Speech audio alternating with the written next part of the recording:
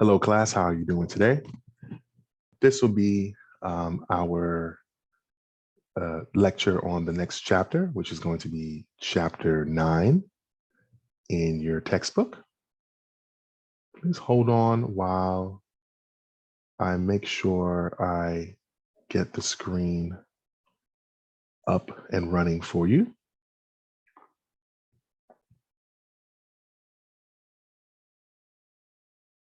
All right. So let's do that one more time because I don't know if it took.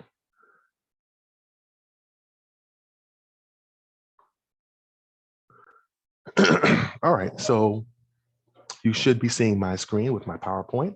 It's on chapter 9, Introduction to the T statistic. And if you've noticed, we've been going in sequential order with these chapters for the previous 7, and we have skipped chapter 8, and we hopped into chapter 9. I'm going to condense chapter 8 and 9 into essentially one chapter and leave out a bit of a chunk of chapter 8 that I don't think is necessary for y'all in this class. But if you want, you can review chapter 8 because it would be definitely helpful to understand what's going on in more depth with chapter 9, as well as reading chapter 9. So let's continue. Give me 1 second.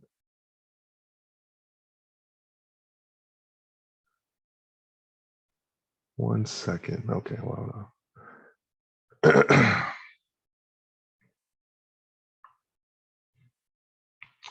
Okay, so let's continue.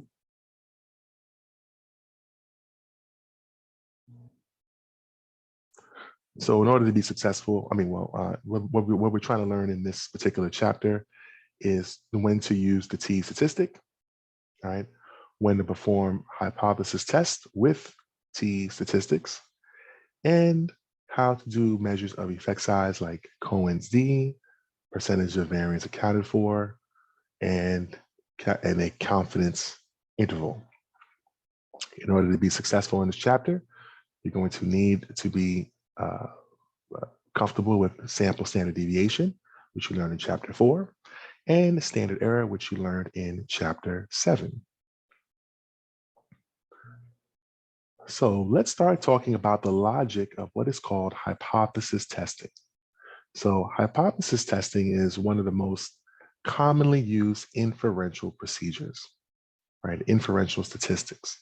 So the definition is, it is a statistical method that uses sample data to evaluate the validity of a hypothesis about a population. So you have an educated guess about a population, right?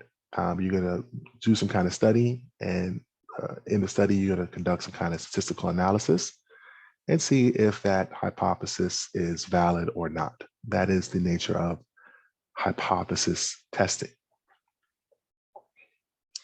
And so going over a little bit more in depth with it, the logic of hypothesis test is that what you're going to do in there is you're going to state the hypothesis about the particular population of interest. Then you're going to predict the expected characteristics of that sample that you took from the population based on your hypothesis. Then what you're going to do is you're going to select a random sample from the population, and then you're going to compare the obtained sample data with the prediction made from the hypothesis. If it is consistent with your hypothesis, if it's consistent, then the hypothesis is going to be reasonable.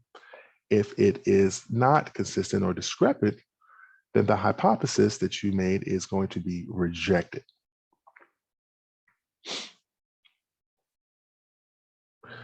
So there are going to be 4 steps in this process of hypothesis testing. The first one is that you're going to state the hypothesis. Second is you're going to do you're going to set the criteria for a decision. And we're going to talk about all 4 of these steps in depth.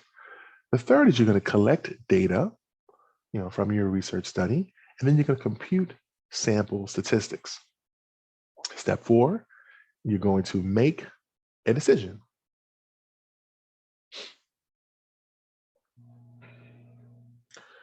So the last couple of weeks, we've been using z-scores. And so we're going to move from z-scores to what is called the t-statistic, which is an alternative to z. And so in the t-statistic, the sample mean, we know that the sample mean estimates and approximates the population mean. All right.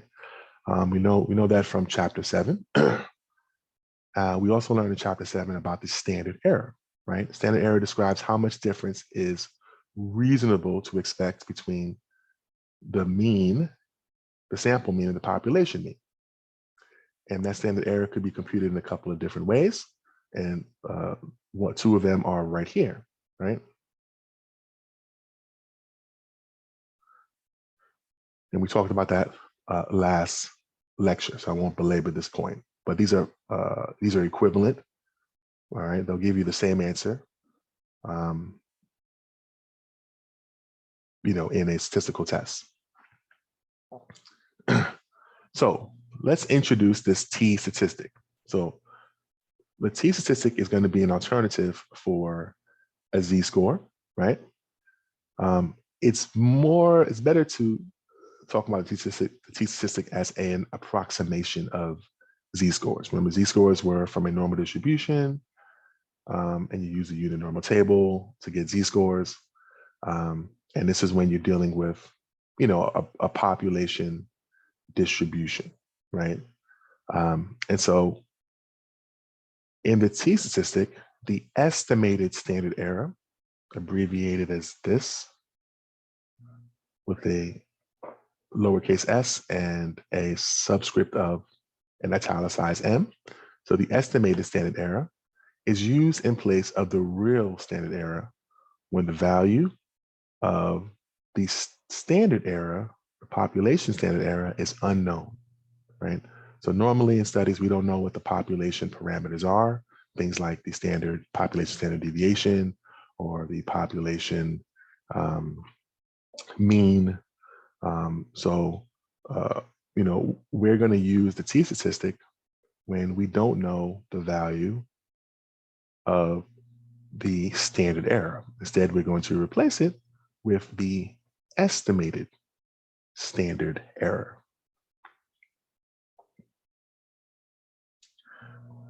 All right, so let's talk more about that estimated standard error. All right, again, it's going to use the sample variance, S squared, to estimate the population variance. And so the estimated standard error, you could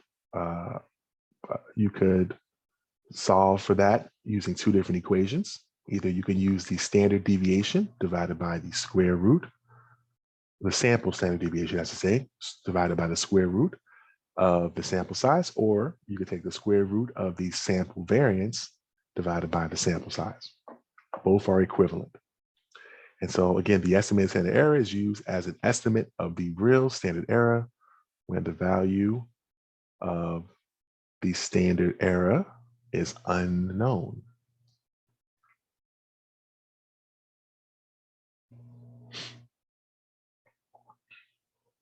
So let's review the sample variance and the sample standard deviations. We haven't done that in a couple of weeks. It was all the way in chapter 4, right? So to get a sample variance, right, which is S squared, you're going to take the sum of squares and divide it by the degrees of freedom, or the sample size minus 1. And that'll give you your sample variance. Once you have a sample variance, all you do is take the square root of that to get your sample standard deviation. And that is going to be, in notation, is a lowercase italicized s. All right. And so using the sample values, we can now estimate the standard error.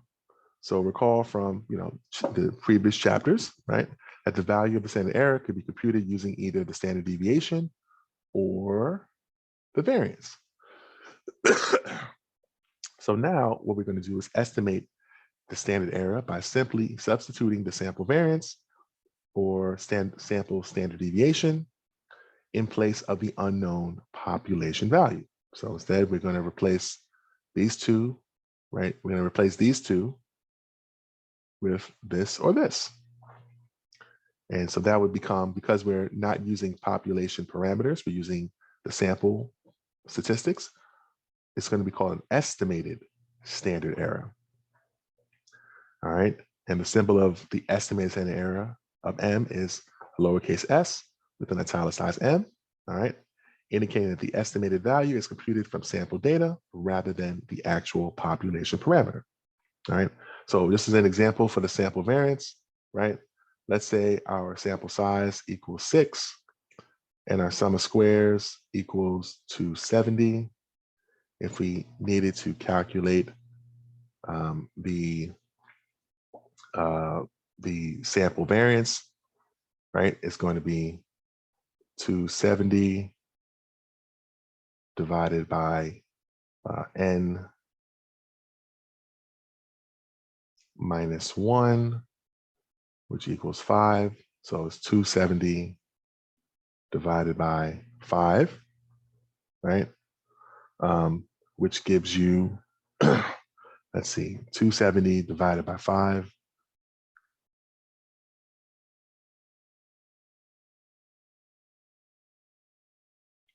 Let's see. 270 divided by 5 gives you 54, right? So the answer to the sample variance, given if the sample size was 6 and the sum of squares was 270, would be 54, right? And to calculate the estimated standard error, right, well, we have the sample variance. So it would be this equation right here, right? So with that equation right here, it would be the estimated standard error is going to equal the square root of the sample variance, which is 54, divided by the sample size, which in this case was 6. So let's see. So 54 divided by 6 gives you 9, right? So this is 9, and the square root of 9 is 3. So the estimated standard error equals 3. All right, so that's how you would compute, again, the estimated standard error. All right, so let's talk more about that t statistic. All right, so the t statistic that we're going to use is going to use the estimated standard error in place of, again, the standard error. And this is the equation for a t statistic.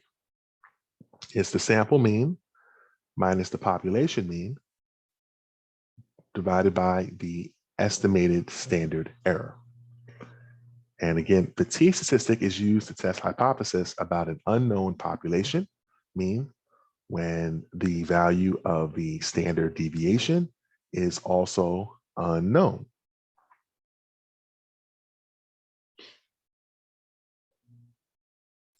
So the only difference between the t formula, right, and the z-score formula, right, is that the z-score uses the actual population variance or the standard deviation. And the t formula is going to use instead the sample variance and the standard deviation for the sample. And this is how the two look side by side.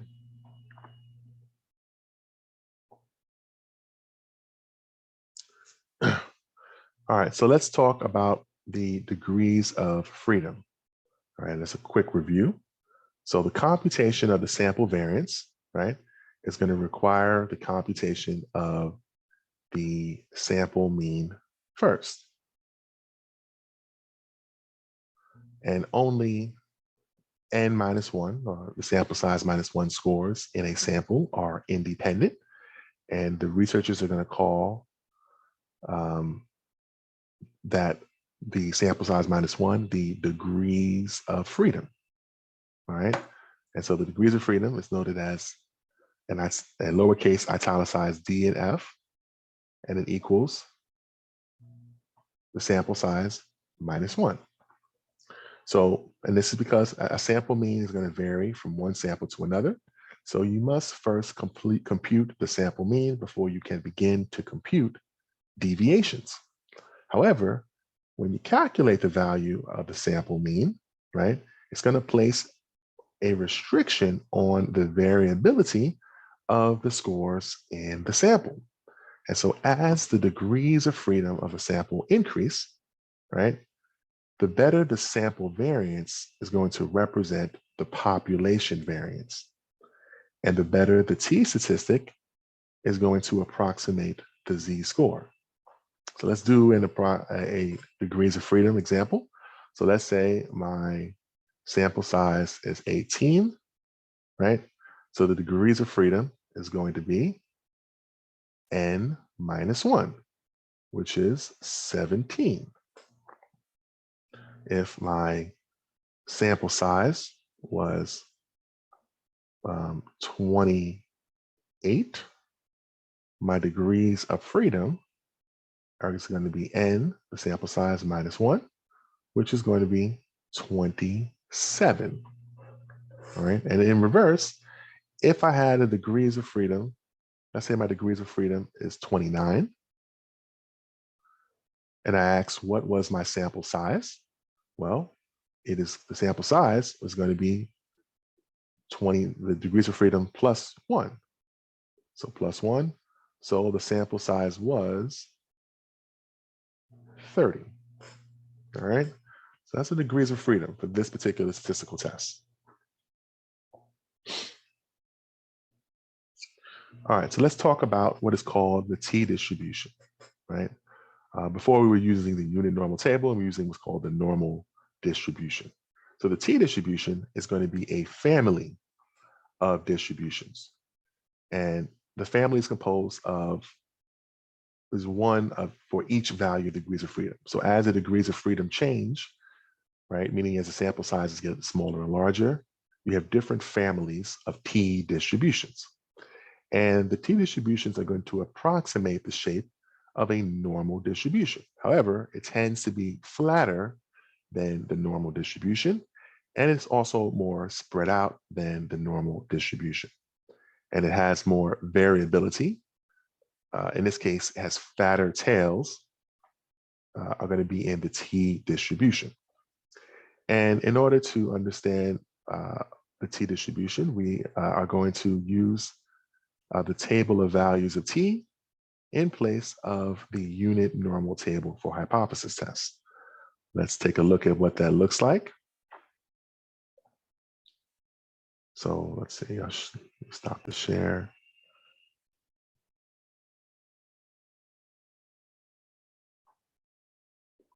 All right, so this is the t-distribution. All right, this is what we'll be using for the next couple of weeks when we're doing our statistical tests. Right, on this side, in this column right here, going down, we have what is the degrees of freedom. All right, and over here we have our proportions, our proportions based off of different proportion sizes.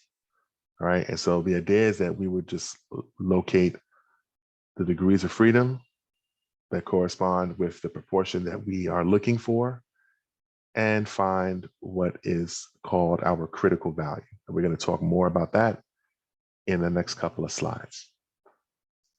All right, so let's continue.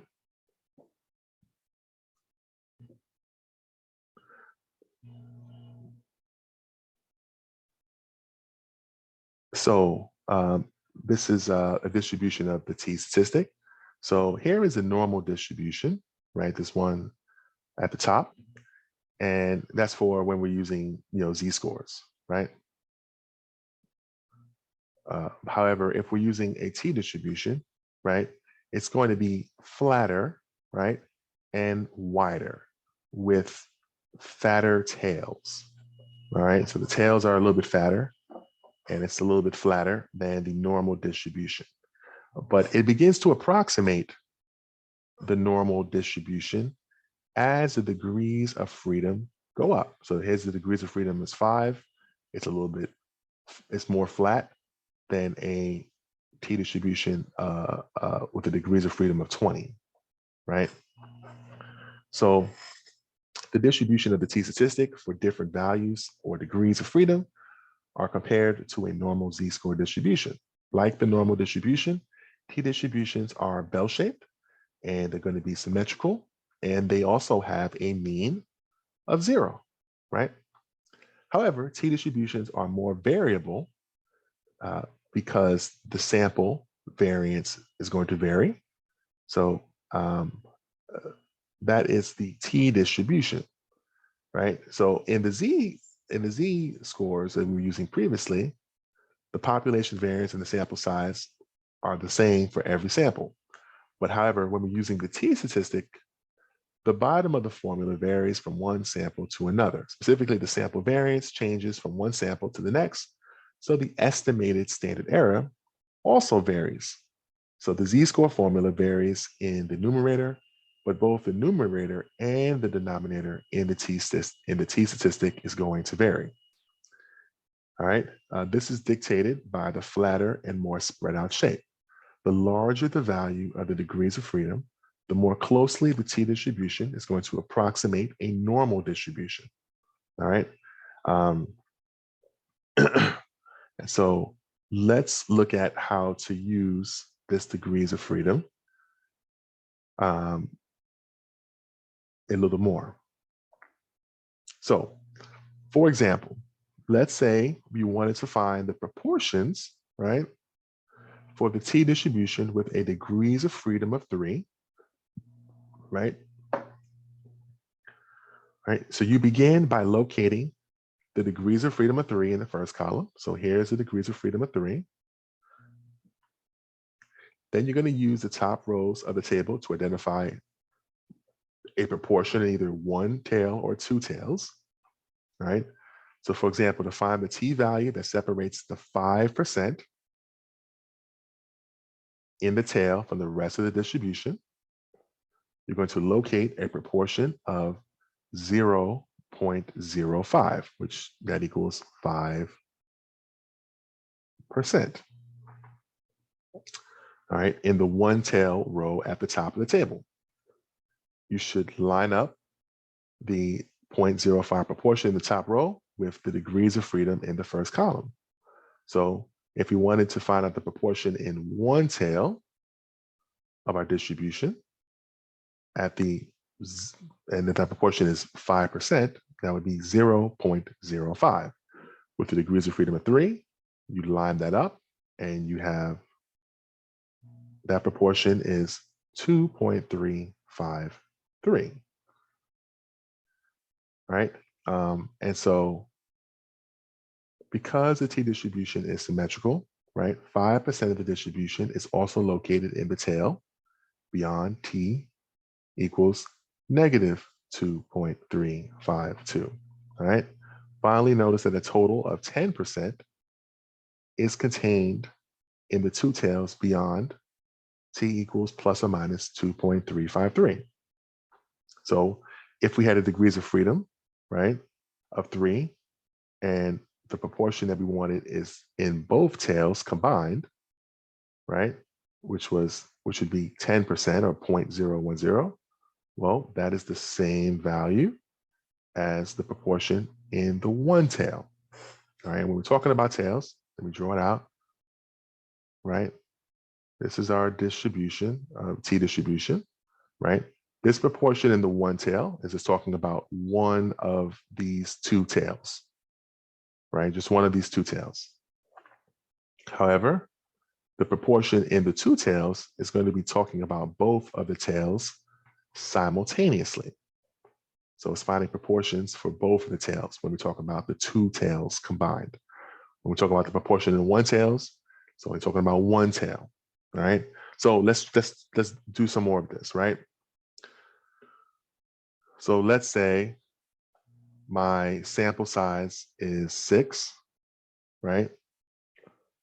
And I try to find a proportion in the two tails at the 0.05 level, right? 0.05. So I just match it up. So the degrees of freedom is 6. I'm looking at the proportion in the two tails, right, for a level of 0.05. That's right here. So where the degrees of freedom is 6 and the 0.05 meet up, right? Oh, I'm sorry. It's not 6, right? It's the and if the sample size is 6, then the degrees of freedom equals n minus 1, which is 6 minus 1, which is 5, right? So the degrees of freedom is 5, and the proportion of the two tails combined is 0.05. Well, that's going to give me this value right here, 2.571. So let's do some more with this, right?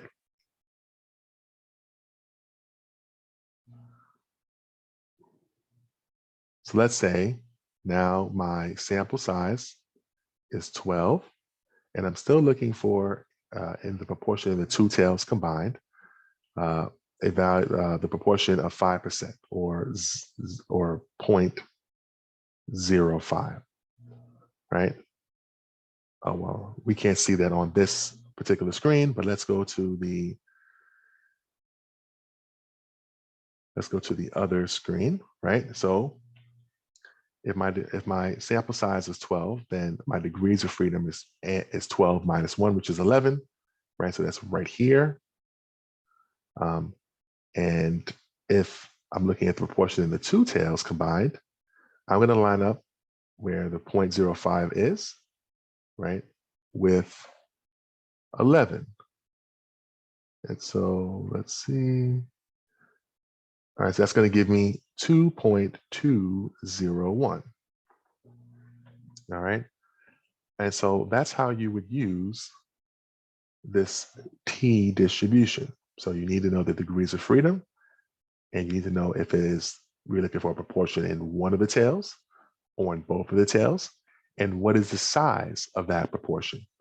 All right. Because is it 5%? Is it 10%? Is it 2%? Is it 1%? Right.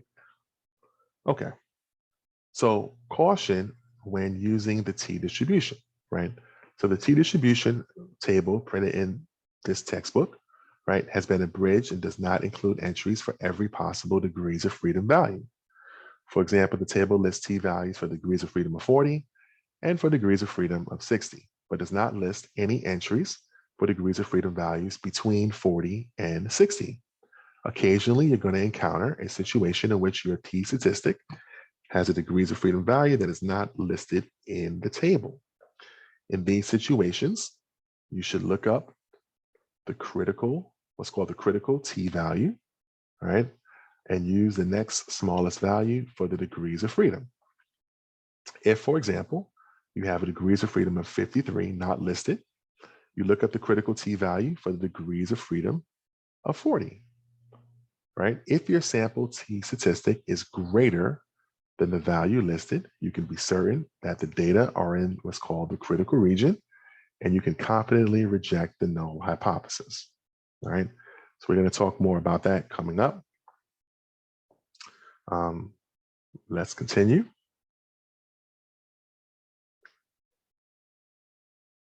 So here is the T distribution for the degrees of freedom of 3, right? In two tails, right? We're talking about two tails, right? The proportion in two tails, all right? At the 5% level, right? So 5% in the tail beyond T is negative 2.353. And there's another 5% that's on the negative side below the mean of negative 2.353 is also 5%. So 10% is in the two tails beyond a T of plus or minus 2.353. All right, so let's continue with this. So under what circumstances is a T value used instead of a Z-score for hypothesis testing, right? So A T statistic is used instead of a Z-score when the population standard deviation and variance are not known. So instead, we use the sample population standard deviation and the sample variance. So in this one, this question asks a sample of a sample size of 9 has 9 scores has a sum of squares of 288. Right? Compute the variance for the sample.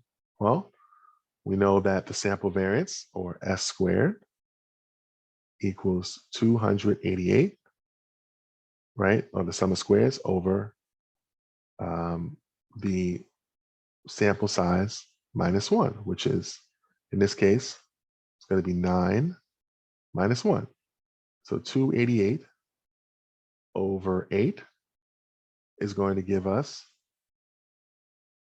36, right? So 36 is our sample variance.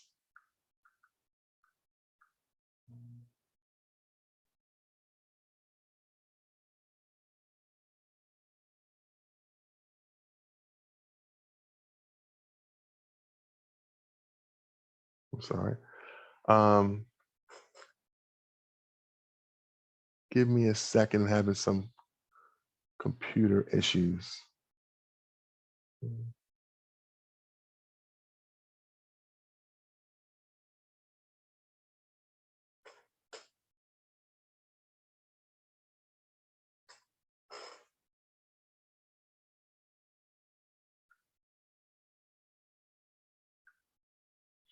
Okay, I'm back. Sorry about that. And so then it asks to compute the estimated standard error for the sample mean. So the estimated standard error, right, is going to be the square root of the sample variance, right, over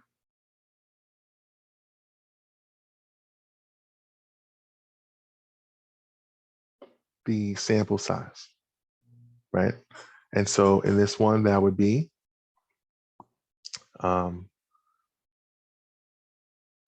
the sample variance in this one is 36. The sample size is 9, right? So 36 over 9 is 4. So the estimated standard error is going to be 2. All right. So the estimated standard error is going to be 2. And so question 3, right? In general, a distribution of t-statistics is flatter and more spread out than the standard normal distribution. This is going to be true, like we discussed in a couple of slides ago. All right, 4. A researcher reports a t-statistic with the degrees of freedom of 20. How many individuals participated in the study? All right, so if the degrees of freedom are 20, all right, then to get the degrees of freedom, it was n minus 1, right? So we just work backwards. We just add 1 to the degrees of freedom. So 20 plus 1 equals 21, which equals the original sample size, all right? And so question 5 is asking us to find the different proportions using the t-distribution table, right? So in this one, we have a degrees of freedom of 15. It's asking us to find values of t, right? Those proportions associated with each of the following. So the top 5% of the distribution, right? So the top 5% of the distribution is going to be right here, right? So it is in one tail, and 5% is 0.05, right? 0.05, all right? In the top 5% of the distribution. So let's look into our t-table. All right. What was that? There was degrees of freedom of 15. And so we read across. So here's the degrees of freedom of 15. We read across until we get to 5%. 5% under the proportion in the one tail. So 5% in the proportion in the one tail, degrees of freedom of 15 is going to give us positive 1.753. The next one asks the middle 95% of the distribution, right? So if we're talking about the middle 95% of the distribution, right? The only thing that's left, right, if we're talking about the middle 95%, is 5% of the distribution split up between both sides, right? So if we split 5% in from the tails on both sides, so there's 2.5% on this side of the tail and 2.5% on the other side of the tail, which equals 5% or 0.05. All right, so we are looking in this one for the proportion in two tails at the 5% level. So let's go back to our distribution. So now we're looking at the proportion in the two tails combined, right? And our degrees of freedom are still 15. So let's go across. And we're looking for it at the 5% level, or 0.05, right? And so that is going to give us 2.131. So positive 2.131 on the right side, negative 2.131 on the left side. All right. Let's take one more of that particular question. So this one asks, what is the middle 99% of the distribution? Find the t value, right? So this t distribution only shows you the tail. It doesn't show you what the middle is. It just shows you proportions in the tail, right? So the middle 99% is talking about the 1%, right? The 1% in the tails. 1% in the tails. And so we're looking at the proportion in the two tails combined, right? At the 1% level, which is right here, that's 0.01, with the degrees of freedom of 15. So we match up with the degrees of freedom of 15, meet with 1% in the two tails combined, and we get positive and negative 2.947. All right. And so that's how you would use the t distribution. So again, the table entries are values of t corresponding to proportions in one tail or in two of the tails of the distribution combined. All right. So let's continue. And so here are the answers to those questions. All right, so let's get into this particular t-test, right? So as a review, I'm gonna talk about identifying your levels, or what's called the scales of measurement for SPSS. So in SPSS, which we're gonna be using, which is a statistical software to do these kind of statistical analyses, right? You need to know what scale of measurement your variables are. And so if it's a nominal variable, again, as a review, this variable is just a bunch of categories. For example, groups to compare, which is, or sex, or political party, or personality type, or your location. It is at the nominal level. And nominal variables are often called categorical variables. All right. When we're dealing with ordinal variables, these are variables measured above the nominal level, and are sometimes called continuous variables. That's because the scores represent some sort of quantity, right, with a range of values somewhere along a continuum, from less of that particular quantity to more of that particular quantity. And so all continuous variables, at the very least, are ordinal, and the scores reflect some order on that continuum. If the assigned scores aren't able to capture equal chunks along the continuum, they only reflect their order. All right, then you have what is called the interval level, right?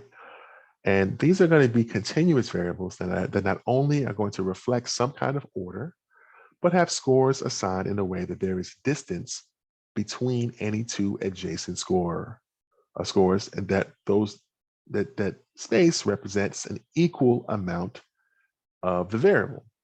All right, for example, nearly all of the psychological, educational, and attitudinal tests and surveys that produce a total score that is the combination of responses to many questions are going to be at the interval level of measurement, or the interval scale of measurement. So when we are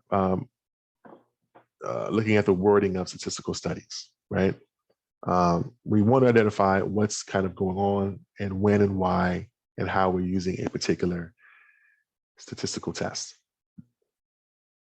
So when we talk about level of measurement in this class, it is essentially the scale of measurement, right? Whether it is a nominal, ordinal, interval, or ratio level. When we talk about the number of levels, that is the number of possible scores on a variable, right? So if a nominal variable has 3 categories, it has 3 levels. So let's say my 3 levels were different categories of favorite color. So it's blue, red, and green, right? So blue, red, and green are discrete nominal variables, right? And my nominal variable has 3 categories, right? So that's 3 levels. The first level is, one of the levels is blue, the other level is red, the other level is green. So there's 3 levels. Or let's say I was using political party, right? So you can either be a Democrat or a Republican or an independent, right? So this too is a nominal variable, right? And the number of levels is the number of possible scores on that variable. So there are only 3 possible quote unquote scores. There's only 3 categories: Democrat, Republican, or independent. However, if you move up to like an interval level of interval variable, and their scores range from 40 to 160, well, that particular interval variable has 121 levels, basically 160, minus 40, right? That's at 121 different levels. Then the next important part is the number of groups.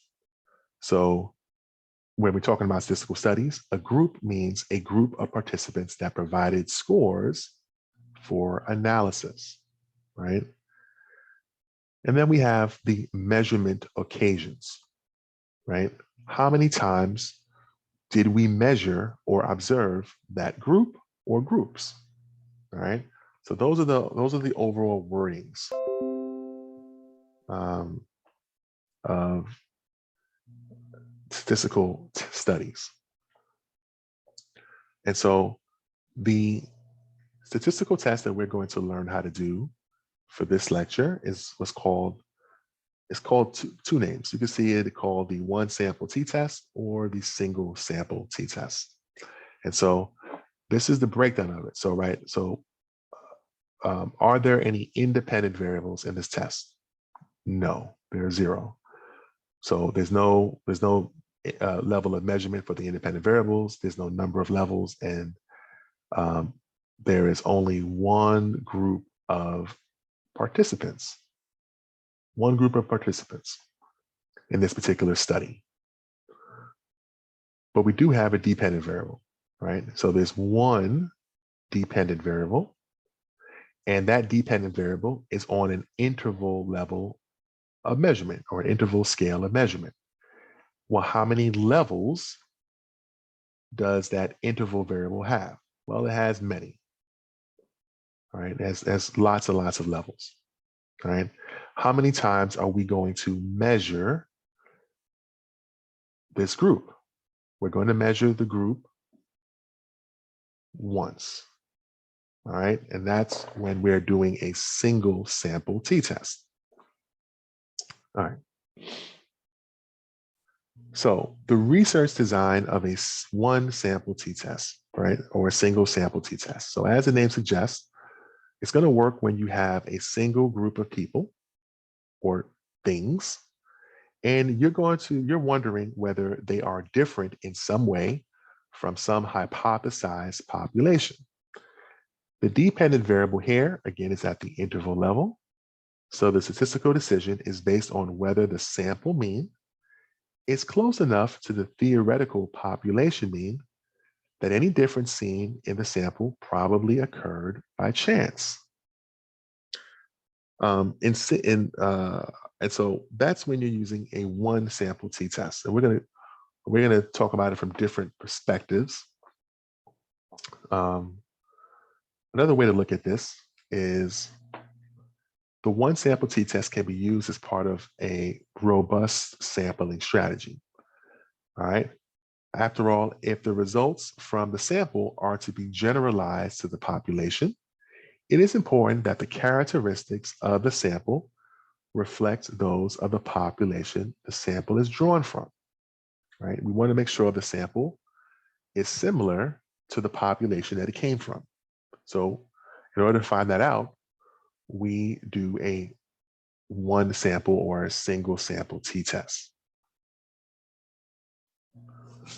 So some of the different ways that we're going to use this one sample or single sample t-test. One is for sampling accuracy and adequacy, right? So again, like I said earlier, a researcher wants to check that his sample has depression levels, for example, that are representative of the population he is studying, right? So the researcher is planning a psychological intervention study, but before proceeding, he wants to characterize the participants' depression levels. So the researcher tests each participant on a particular depression index or some kind of assessment for depression, where anyone who achieves a score of 4 is deemed to have normal levels of depression. Lower scores indicates less depression and higher scores indicate greater depression.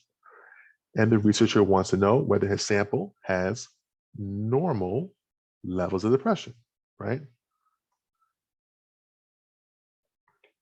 All right. So another way to use this particular statistical test, right, is a comparison to what's called a criterion measure. All right. So let's say the Department of Health wants to investigate whether doctors in accident and emergency departments are working more than 100 hours per week. So there is a concern amongst health professionals that doctors in A&E departments are working a dangerously high number of hours per week, leading to mistakes that are reducing patient safety. Imagine that the number of hours that is considered to be unsafe is 100 or 100 hours or more. Therefore, the Department of Health wants to investigate whether doctors in those departments are working excessive hours, right? So those are two kind of research designs where the single or one sample t-test would be a good statistical measure to use to answer your hypothesis question. So if we're looking at it from a different perspective, right? Here is the sample distribution. Here is the population distribution, right? These are scores on the dependent variable. And here is their frequency, right? So our statistical question, right, would be, could a sample with this mean have been randomly drawn from a population with that mean, right? We're trying to find out if the sample is representative of the population that it was taken from. All right. Um, and so that is the basic setup of the one sample t-test.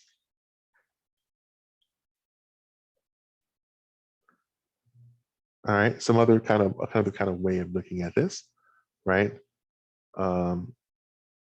There's a known population before treatment, right? And we have their population mean. We give a treatment, and we're wondering about the unknown population after treatment.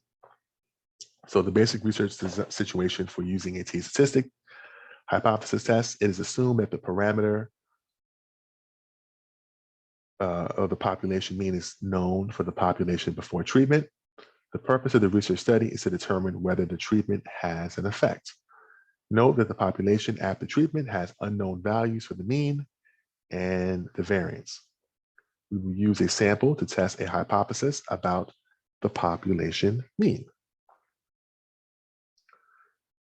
All right. So hypothesis testing with the t-statistic. So the one sample t-test statistic is going to assume that the null hypothesis is true. And we're going to go over what the null alternative is in a second, right? But in this equation, right, we are talking about, hey, the t-test statistic is going to be, to calculate it, we're going to get a sample mean, and then we are going to have our population mean. And we're going to subtract the sample mean from the population mean and divide it by the estimated standard error. All right. And so the sample mean we're going to get from the data. The population mean is going to be hypothesized. All right. And the estimated standard error is going to be computed from the sample data. All right, so let's continue. All right, so let's do an example so you get a good kind of flavor of what's going on. So the hypothesis testing has 4 steps. All right, we are going to state the null and the alternative hypotheses, and then we're going to select what's called an alpha level. We're going to locate the critical region using the t-distribution table and the degrees of freedom. Then we're going to calculate the t-test statistic, and then we're going to make a decision regarding the null hypothesis. We're going to break all that down with an example. So here is the example, right? So infants, even newborns, they're going to prefer to look at attractive faces compared to less attractive faces. In the study, infants from 1 to 6 days old were shown 2 photographs of women's faces. Previously, a group of adults had rated one of the faces as significantly more attractive than the other. The babies were positioned in front of a screen on which the photographs were presented. The pair of faces remained on the screen until the baby accumulated a total of 20 seconds of looking at one or the other. The number of seconds looking at the attractive face was recorded for each infant. Suppose that the study used a sample of 9 infants and the data produced an average sample mean of 13 seconds for the attractive face with a sum of squares of 72. Note that all of the available information comes from the sample. Specifically, we do not know the population mean or the population standard deviation. So step 1 is we're going to state the hypotheses. All right, so this is an important step. It's the first one. The first hypothesis is what is called the null hypothesis. And that is going to state that the treatment has no effect. There's nothing going on. There's no change. There's no difference. There's no relationship. The independent variable has no effect on the dependent variable.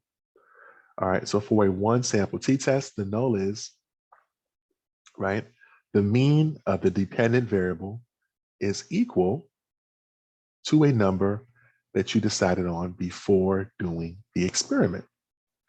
That's what it is specifically for a one sample t-test. Well, then we have what is called the alternative hypothesis. And the alternative hypothesis is abbreviated as uppercase italicized H with a subscript of 1. The null is an uppercase H with a subscript of 0. The alternative hypothesis is going to state that there is a change, a difference, or a relationship in the general population. And specifically for a one sample t-test, right, the alternative is the mean of the dependent variable is not equal to a number that you decided on before doing the experiment. So let's look at some examples of this, right? So research question, right? Is there a difference in depression levels between the sample and the population? Going back to those examples I used a couple of slides ago. The null would say, hey, no, there is no difference in mean depression level between the sample and the population. The alternative hypothesis would state, well, there is a difference in mean depression level between the sample and the population. So no means there's nothing, nunca, nada, there's nothing going on, all right? Nothing going on between the sample and the population.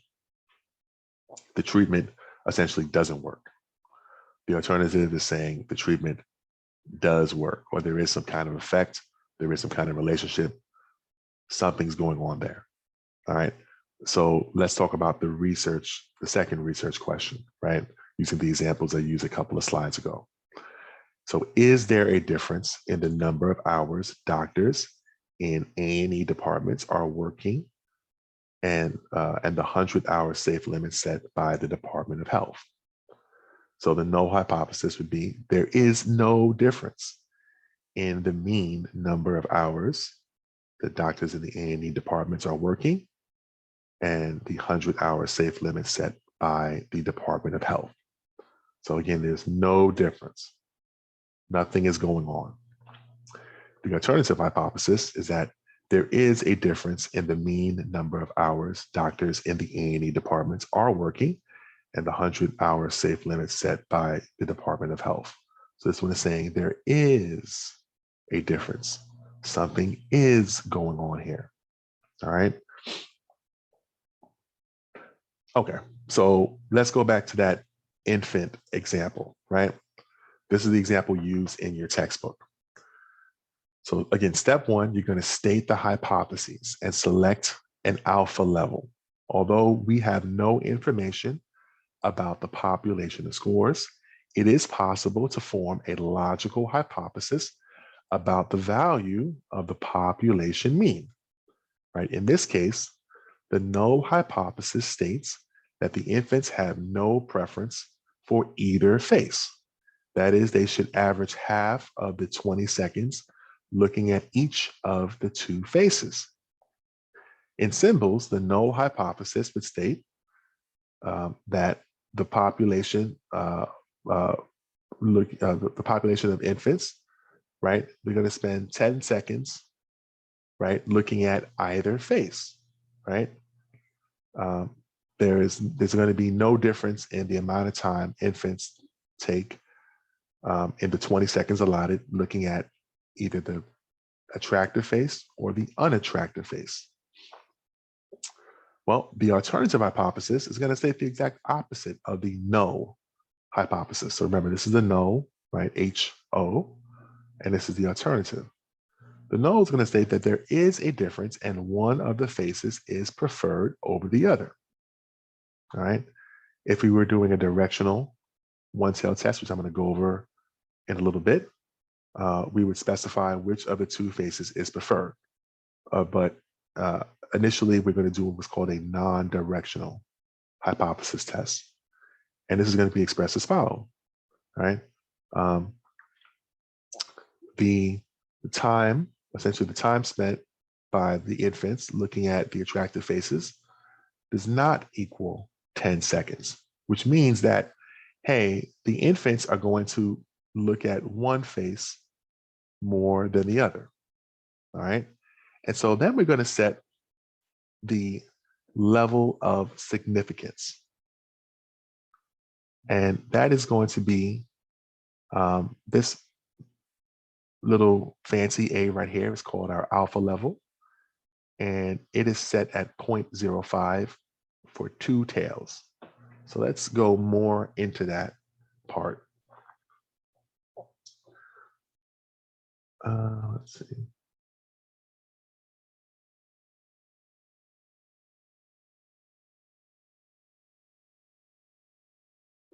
Wow, let's see.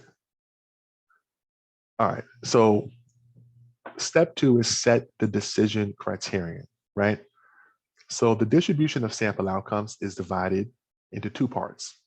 Those that are likely if the null hypothesis is true, right? So if there is no difference with the example with the newborns in looking at one attractive face or the other, right?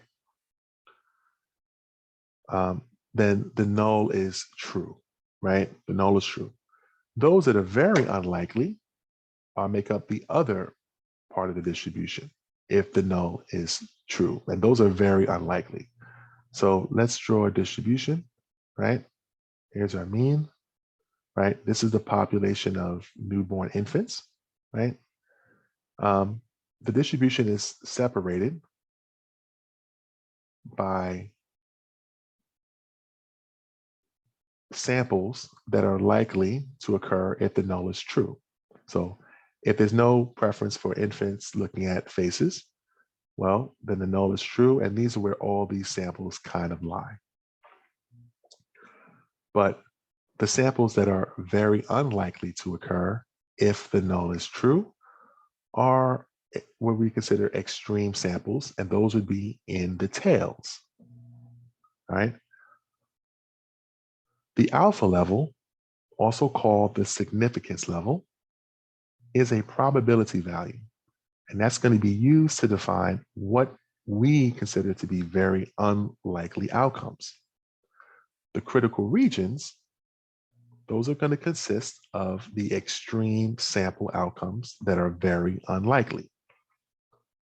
The boundaries of the critical regions are determined by the probability set by the alpha level.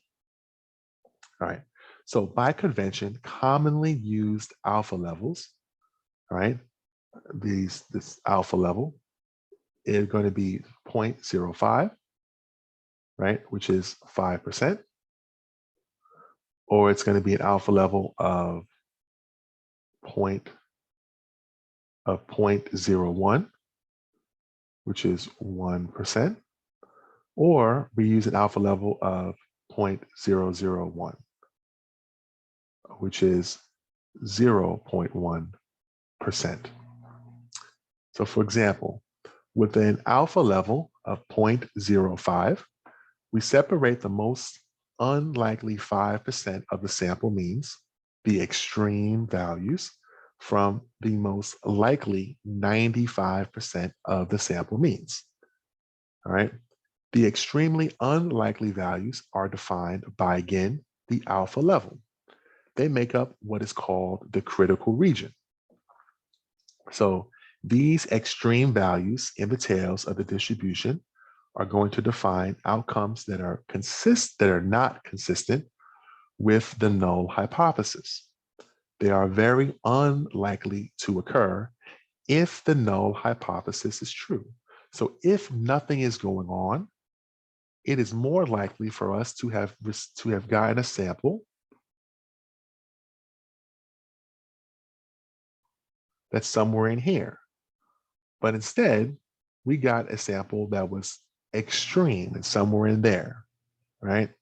So whenever data from a research study produce a sample mean that is located in the critical region, we conclude that the data are not consistent with the null hypothesis. And we are going to reject the null hypothesis. All right, so let's talk more about this. Well, we kind of went over that. All right. So this is what I'm kind of talking about in a graphical representation. So right here, right, all this stuff right here is the distribution of sample means if the null hypothesis is true. If nothing is going on, these are where the sample means should lie. So these are the means for the null hypothesis. All right. These right here are the extreme, and these are very low probability values if the null is true. If nothing is going on, getting these particular sample means has an extremely low probability on either side. All right. This boundary that separates, right, that separates the likely samples from the unlikely samples, right, is where our alpha level is at. So either alpha level of 0.05 or 0.01 or 0.001. All right. This shaded part right here is those sample means that are beyond that alpha level, all right, or called the significance level. And they make up what is called the critical region. All right. They make up what's called the critical region. The same shaded part right here is 2. It makes up what's called the critical region. And these consist of the extreme sample outcomes that are very unlikely to have occurred if the null hypothesis is actually true. If nothing is going on, we shouldn't expect to get some kind of extreme sample. All right. So let's talk a little bit more about this. All right. So using that same example with the infants, right, we're going to go to step 2, right, which is to locate the critical region, right? So the test statistic is a t-statistic because the population variance is not known. Therefore, the value for degrees of freedom must be determined before the critical region can be located. So for this sample, right, we had 9 infants, and we want to know our degrees of freedom. So degrees of freedom is the sample size minus 1, which is 9 minus 1, which gives us a degrees of freedom of 8. So if we go to our t-distribution table for a 2-tailed test, and we have an alpha level set to 0.05 and a degrees of freedom of 8, you should find that the critical region consists of t values that are greater than 2.306 or less than negative 2.306. So let's look at that. Let's kind of do this. All right. So first, we have our degrees of freedom is going to be 8. So we're right here. Degrees of freedom is 8. Now, these proportions, right, are all also alpha levels. All right. These are all alpha levels. Now, we're looking for the alpha levels for the proportion in 2 tails combined. All right. Proportion in 2 tails combined. And so the alpha level that we set was 0.05 or 5%. So that is this alpha level right here. So we're going to match up where the alpha level of 0.05 and the degrees of freedom of 8 meet. So degrees of freedom of 8, alpha level of 0.05. So with the 2 tails combined, gives us a critical region that consists, right? So these are all critical regions where the critical regions begin, right? These numbers, right? These are where the critical regions begin. And the critical region is on one side of the tail, all right? It starts at t values that are greater than 2.306. And on the other side of the tail, there are values that are less than negative 2.306. All right. Let's see. So let's draw that out, right? So here is our distribution. Here's our mean, right? So what we're saying is that we're doing a two-tailed test with an alpha level of 0.5 and degrees of freedom of 8, right? And our critical region is going to start where our alpha level is. And our alpha level is at the 0.05 level, which corresponds to a critical region value that begins at negative 2.306, right? I'm sorry. So right here for this 0.05, this is 5%, all right? And it's broken up between the two tails. So on this side of the tail, this is 2.5%. And on this side is another 2.5%. So on this other side, also has a boundary, right, where the critical region begins. And the critical region begins at positive 2.306. And so everything beyond that value is in what is known as the critical region. This is all the critical region, and on the same side, the critical region.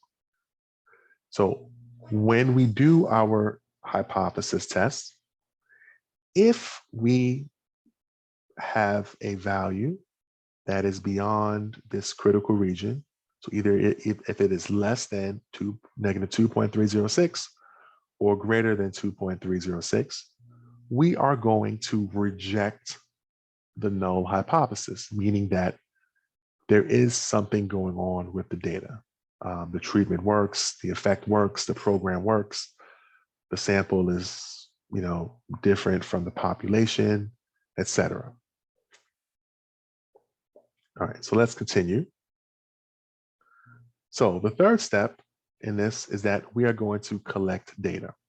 All right, so data is always collected after the hypothesis that is stated. Data is always collected after establishing the decision criteria. And this promotes objectivity, all right?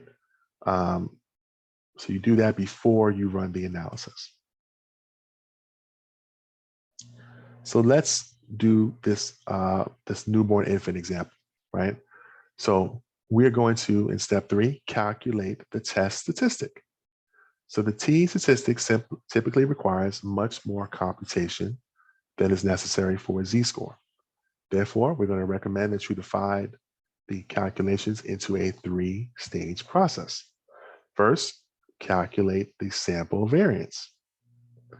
Remember that the population variance is unknown and you must use the sample variance in its place.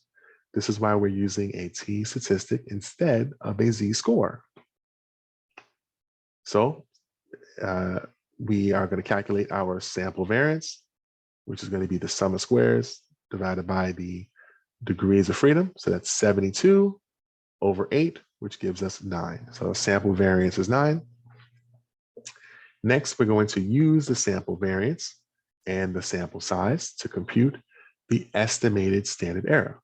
So this value is the denominator of the t statistic and measures how much difference is reasonable to expect by chance between a sample mean and the corresponding population mean. So to get our estimated standard error, abbreviated as a lowercase s with a subscript of an italicized n, we're going to take the square root of the sample variance we're going to take the square root of the sample variance divided by the sample size. So in this case, it is 9/9, which equals 1, and the square root of 1 equals 1. And then we're going to use that information and we're going to plug it into our t statistic. So the t statistic is this: the sample mean minus the hypothesized population mean divided by the estimated standard error. So that is 13 minus 10 divided by 1. So this gives us a t statistic of 3. All right. So that is our t statistic, 3. All right. So what do we do with that? Well, we're going to make a decision. So the decision is, hey, if the t statistic is located in the critical region, the null hypothesis is rejected. If the t statistic is not located in the critical region, the researcher is going to fail to reject the null hypothesis. You can only reject or fail to reject a hypothesis. You can never accept an alternative hypothesis. All right. You can only reject the null hypothesis, or you can fail to reject the null hypothesis. All right. So let's look at this, right? So we're going to make a decision regarding the null hypothesis. So we obtained a t statistic of 3, and 3 is going to fall in the critical region on the right-hand side of the distribution, right? So here is the critical region, right? And if a value is beyond 2.306 or beyond a score lower than negative 2.306, we are going to reject the null hypothesis. Well, we got a t statistic of 3. 3 is well beyond 2.306. So our t statistic is in the critical region. So if it's in the critical region, we are going to reject the null hypothesis. And so our statistical decision is to reject the null and conclude that babies do show a preference when given a choice between an attractive and an unattractive face. Specifically, the average amount of time that the baby spent looking at the attractive face was significantly different from 10 seconds. And that would be expected if there were no preference. As indicated by the sample mean, there is a tendency for the babies to spend more time looking at the attractive faces. So let's talk about some of the uncertainty and errors that are in hypothesis testing. So hypothesis testing is an inferential process, right? We're inferring, right? And it uses limited information from a sample to make a statistical decision, which is then used to make a general conclusion. So the sample data used to make the statistical decision allows us to make an inference and draw a conclusion about a population. All right. And when we're doing this, errors are possible. So there are 2 types of errors. One error is called a type 1 error. All right. And so in this case, the researcher does the study, right? And then the researcher is going to reject a null hypothesis that is actually true. All right. The researcher concludes that a treatment has an effect when it actually does not. All right.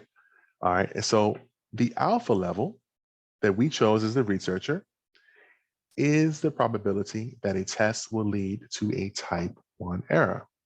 So if the alpha level that we chose was 0.05 or 5%, then there is a 5% chance of making a type 1 error. And a type 1 error is also called a false positive, right? It's also known as a false positive, rejecting a true null hypothesis.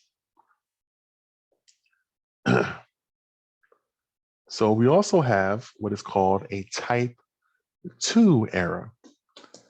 And that is when a researcher fails to reject a null hypothesis that is actually false. The researcher has failed to detect a real treatment effect, right? So the treatment effect is there, but the researcher hasn't detected it. The type 2 error probability is not really easily identified, but it is likely to occur when there's a small treatment effect. And this type 2 error is called a false negative. So here is a 2x2 table kind of showing what can occur in a research study. So here is the researcher's decision, right?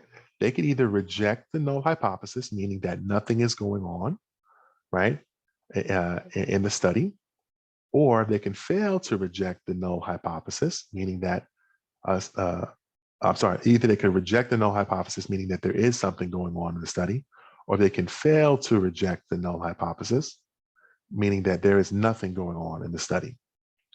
And here is the actual situation, right? And the actual situation is that, hey, there is no effect and the null hypothesis is true. The other option is that there is something going on, an effect exists, and the null hypothesis is false, right? And so if a researcher rejects the null hypothesis, but the null hypothesis is actually true, well, they have committed a type 1 error, which is equivalent to the alpha level chosen, the percentage possible of making that particular error is the equivalent of the alpha level. However, if the researcher rejects the null, and meaning that there's something going on, and a treatment effect actually exists, the null is actually false, well, then this is a correct decision. All right. Alternatively, if the researcher does the study and then they fail to reject the null, and the null happens to be true, meaning that there's nothing going on, well, they made the correct decision. However, if the researcher does the study and fails to reject the null, right, meaning that something is going on here, right? Meaning that nothing is going on.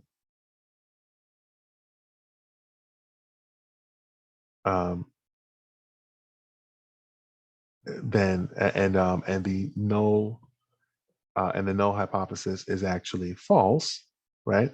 Well, they made a type 2 error.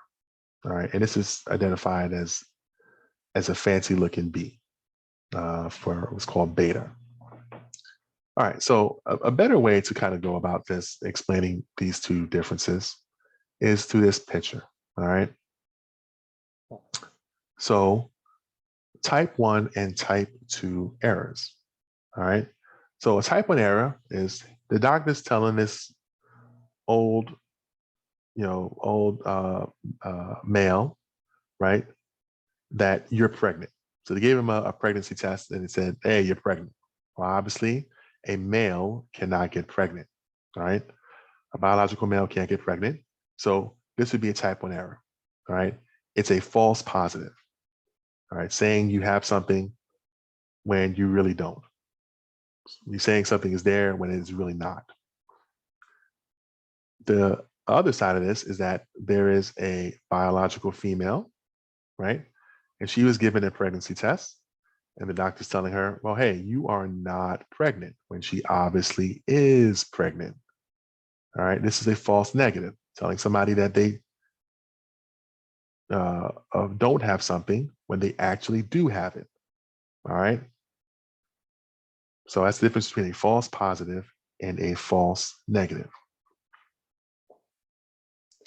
Okay, so hypothesis testing summary, right? So in step one, you're going to state the hypotheses and select an alpha level. Step two, you're going to locate the critical region. Step three, you're going to collect the data and compute the test statistic. Step four is you're going to make a probability-based decision about the null, right? You're going to reject the null if the test statistic is unlikely when the null is true. And that's called a significant or a statistically significant result. All right, so we have a couple of assumptions when it comes to the t-test, right? All of these statistical tests that we go over, they're all going to have their associated assumptions. One of the assumptions of the t-test is that the values in the sample are independent observations, meaning that everybody in the sample are independent of each other. They're not related in any kind of way, right? And the observations made, of the measurements made, are all independent of each other. All right, so another assumption of the t-test is that the population sampled must be normal. All right, so with large samples, this assumption can be violated without affecting the validity of the hypothesis test.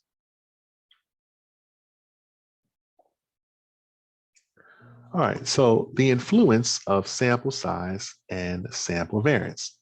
So the larger the sample, right? The larger the sample, we kind of covered this in chapter 7 in a different kind of way. The larger the sample, remember the law of large numbers.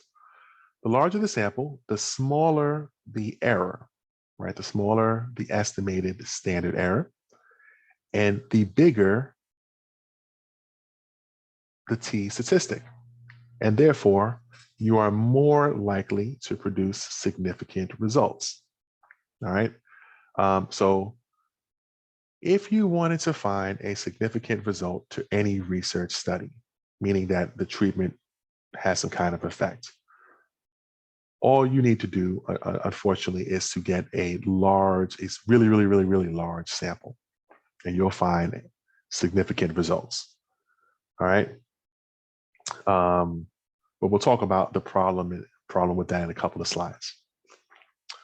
So now let's go to the second point. The larger the variance, remember variance has to do with variation. So we're talking about how far away the scores are from each other and how far away the scores are from the population of the sample mean.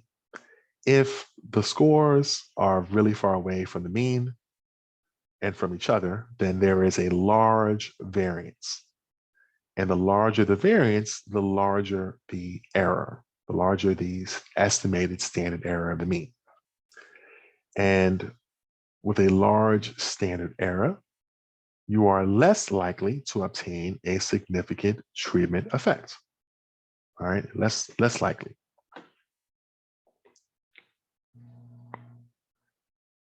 All right, so let's do a lesson check, right? So a sample of 4 individuals are selected from a population with a mean of 40. A treatment is administered to the individuals in the sample, and after the treatment, the sample has a mean of 44 and a variance of 16. Is the sample sufficient to conclude that the treatment has a significant effect? Use a two-tailed test with an alpha level of 0.05. All right, so the first step in hypothesis testing is we're going to state the hypotheses and then select an alpha level. Well, that's kind of already been done for us, right? So we don't have to worry about that first step in most of these kind of problems that we have. However, on your computer lab assignments, you do have to state the hypotheses. But I'm going to give you the alpha level you're going to use. So the alpha level is set to 0.05, and we know it is a two-tailed test. All right. So what we're going to do is move on to step 2, which is to locate the critical region. All right. So let's locate the critical region, right? The sample size is 4, right? So we got to calculate our degrees of freedom. So degrees of freedom are going to equal n minus 1, which equals, in this case, 4 minus 1, which equals 3. So the degrees of freedom is 3. The alpha level is 0.05 or 5% between the two tails. So it's 2.5% on one tail and 2.5% on the other tail. But combined, they represent 5% in the tails. And we're going to do this to find our critical region. All right, so let's go to our t distribution. So what was the degrees of freedom? So the degrees of freedom is 3, right? Degrees of freedom is 3. And the alpha level is under the proportion in the two tails combined at the 5% level, or the 0.05. So degrees of freedom of 3 matches up to 0.05 at 3.182. So if we drew this out, our critical region starts at positive 3.182 and negative 3.182. All right. And so we are going to move on to the next step, right? So the next step is to collect data and then to compute the test statistic. All right. And so this is, again, going to be a 3-step process, right? So first, we're going to calculate the sample variance, right? So the sample variance has already been calculated for us, so we don't need to do that step, right?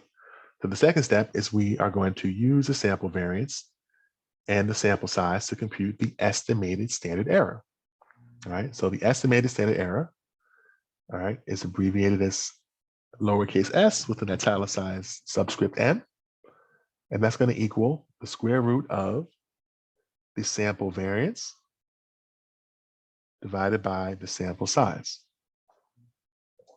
So this equals, our sample variance is 16, our sample size is 4. So that is the square root of 4, which is going to give us 2. So our estimated standard error is 2. All right, so the next calculation, right, is going to be to compute what is called the t statistic. And so the t statistic is going to be, the formula is t equals the sample mean minus the hypothesized population mean divided by the estimated standard error. All right, so that equals, well, the sample mean equals 44.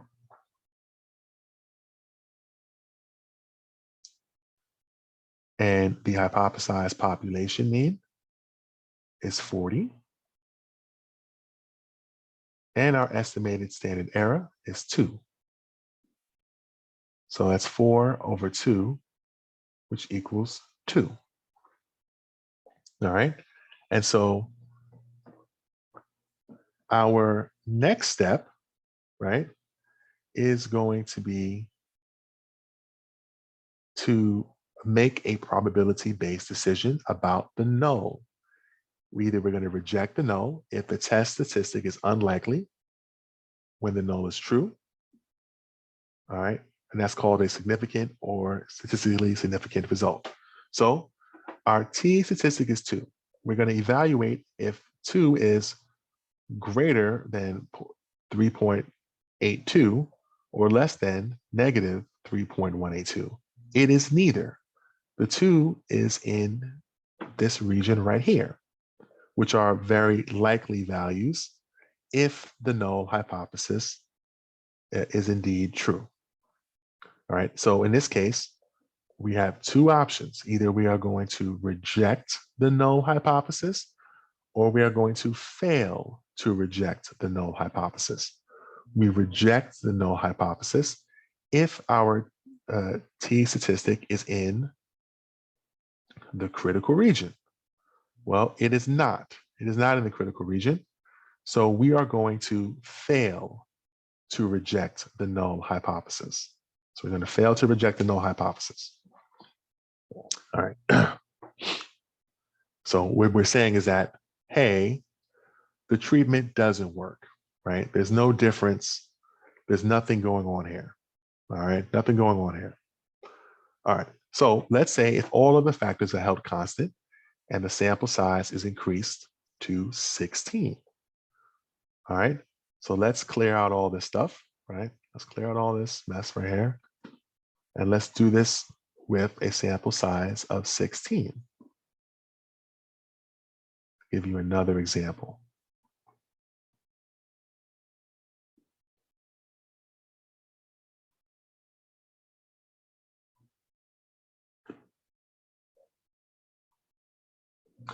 Okay, so in this one, right, this the mean, the sample mean, the population mean are the same, and the sample variance is the same. However, the only thing that's changed is that the sample size is now increased to 16. All right, we're still doing a two-tailed test with an alpha level set to 0.05. All right, so our first step is to state the hypotheses and select the alpha level. Well, the alpha level's already been selected for us. And so we're going to go to step 2, which is locate the critical region. So to locate the critical region using our t-distribution table, we need 2 things. We need the degrees of freedom and we need the alpha level. All right, so the degrees of freedom is going to be n, the sample size minus 1.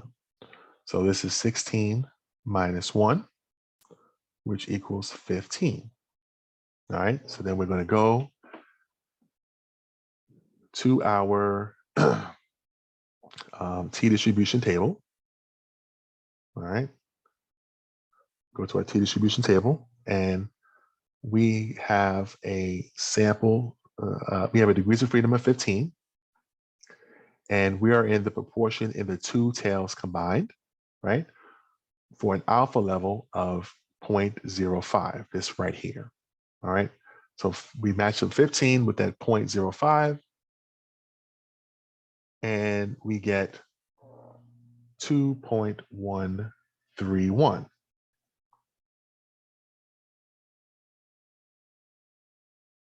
All right, 2.131. All right, so what we're saying is that our critical region is made up of values that are beyond, that are lower than 2.131 or greater than 2.131. So if we get a value, right, that is beyond those values, we are going to reject the null hypothesis, meaning that the treatment does have an effect. All right. If these values are not in the critical region, then they are here, and we are going to fail to reject the null hypothesis. So let's do the math on this, right? So the next step is that we're going to collect data and compute the test statistic. So there is a 3-step process to this, right? First is to calculate the sample variance. Well, the sample variance has already been calculated for us, already have that. So the sample variance is 16, right? So then we would go to the next step, which would be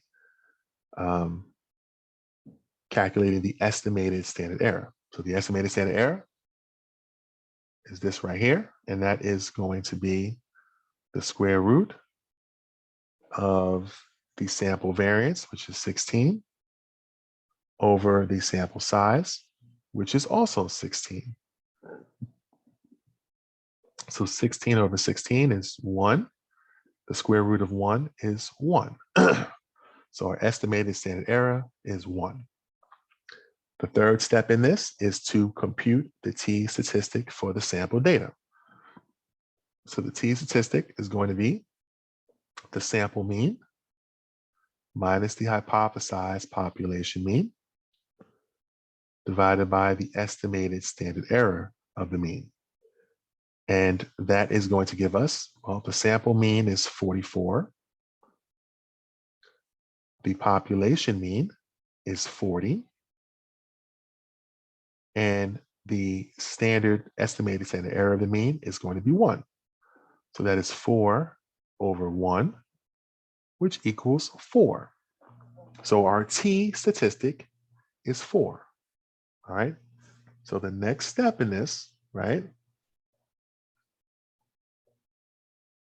The next step is that we're going to make a probability-based decision. Either we're going to reject the null or fail to reject the null based on the t statistic.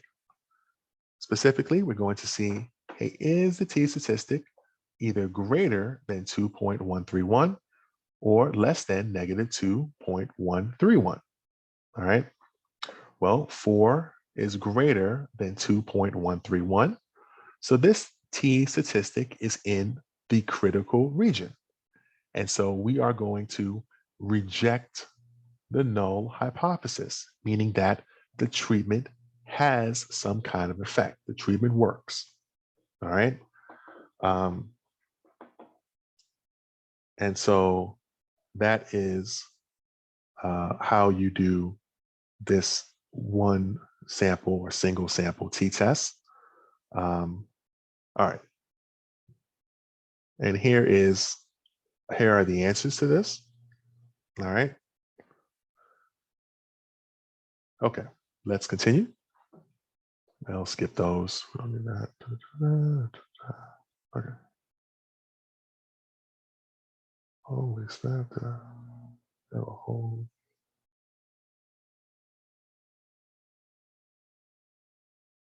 Okay, well, that's all right. Let's continue. Let's take this out. Not sure why this is in here. Okay. So hypothesis testing concerns. Measuring effect size. All right. So although commonly used, some researchers are concerned about hypothesis testing. The focus of tests is data, not hypotheses, right? And so hypothesis test determines whether the treatment effect is greater than chance. That's what this hypothesis testing is doing, right? We're separating samples that are likely from those that are unlikely due to chance, all right? Furthermore, significant effects or statistically significant effects. So when when we reject the null hypothesis saying the treatment works, also it's also the same as saying something is statistically significant. They are not always substantial. All right. A very small treatment effect can be statistically significant. Right. So the example that I give is that hey, you can have, let's say you have a headache, right? And I tell you to rate your headache on a scale from 1 to 10, where 1 is the lowest, right? And 10 is, the worst headache you've had in your life. All right, you rate your headache as a 10. It's a really horrible headache. And then I give you some kind of medication, and it takes the headache pain down from a rating of 10 to a rating of 9.8. All right, so you still have this horrible raging headache, right? But the treatment that you took does work, right? It does reduce your headache pain, but it doesn't reduce it to an extent that it is noteworthy, right? It doesn't reduce it to the extent that it actually helps you if you're going through a headache. You still have a horrible headache. All right. So that would be a very small treatment effect that is statistically significant. All right. The treatment does work, but it doesn't work that much, but it has some kind of effect. All right. Whereas I can give you a different headache medicine that takes your headache from a 10 down to a 1. All right. That is a considerable difference. All right. So that treatment effect is a very large treatment effect. And that would also be statistically significant. All right. So in order to figure out these effect sizes, right? The effect size is going to measure the absolute magnitude of a treatment effect, all right, independent of sample size. Cohen's d, right, measures effect size simply and directly in a standardized way. Therefore, results from a hypothesis test should be accompanied by a measure of effect size. All right, so here is the equation to measure Cohen's d, which is a measure of effect size. We're going to take the mean difference, so the sample mean minus the hypothesized population mean, and divide that by our standard deviation. And these are the levels of effect sizes. So if we get a Cohen's d of 0.2, it's a small effect. 0.05, a middle effect, a medium effect, and 0.08 is a large effect. All right. And so the Cohen's d is measured in units of standard deviation. So this means that the effect size is a quarter or 20% of a standard deviation. So the treatment effect changed, the scores, right, about a 20% of a standard deviation. This means that, hey, the treatment changed the scores, right, to the effect of half of a standard deviation. And this means that the scores were changed with the treatment on average by about 80% of a standard deviation, of one standard deviation. Okay, let's continue. So let's calculate the Cohen's d, right? So for the infant looking preference study, the study that we've been working with, babies average, a sample mean of 13 out of 20 seconds looking at the attractive face. If there were no preference, as stated by the null hypothesis, the population mean would have been 10 seconds. Thus, the results show a 3-second difference between the mean for the sample and the mean that would be expected if there were no preference between the two faces. So the study, the sample standard deviation is going to be 3, right? So the sample standard deviation is going to be the sum of squares divided by the degrees of freedom and taking the square root of that, which gives us a 3. So if we plug it into the equation, Cohen's d is going to be the sample mean, which is 13, minus the hypothesized population mean, which is 10, divided by the sample standard deviation, which is 3, which gives us a Cohen's d, an estimated Cohen's d of 1, right? Which is going to be, right? This is greater than 0.8, so it's going to be a large effect.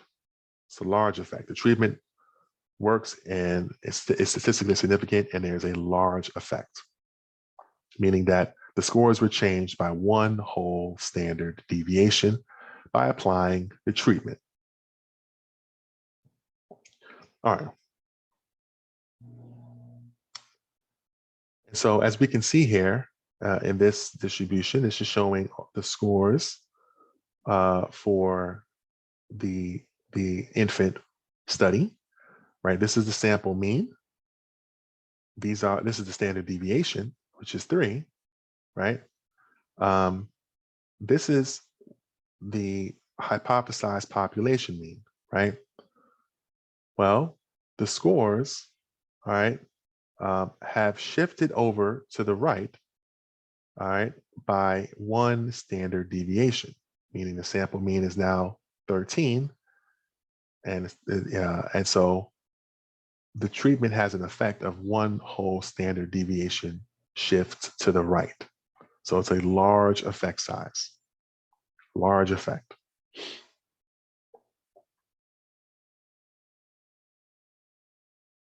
Okay, so there are alternate ways of measuring effect size. One is what's called the percentage of variance explained. All right, so in this way, we determine the amount of variability in scores explained by the treatment effect, all right, as an alternative for measuring effect size. And the way we do this is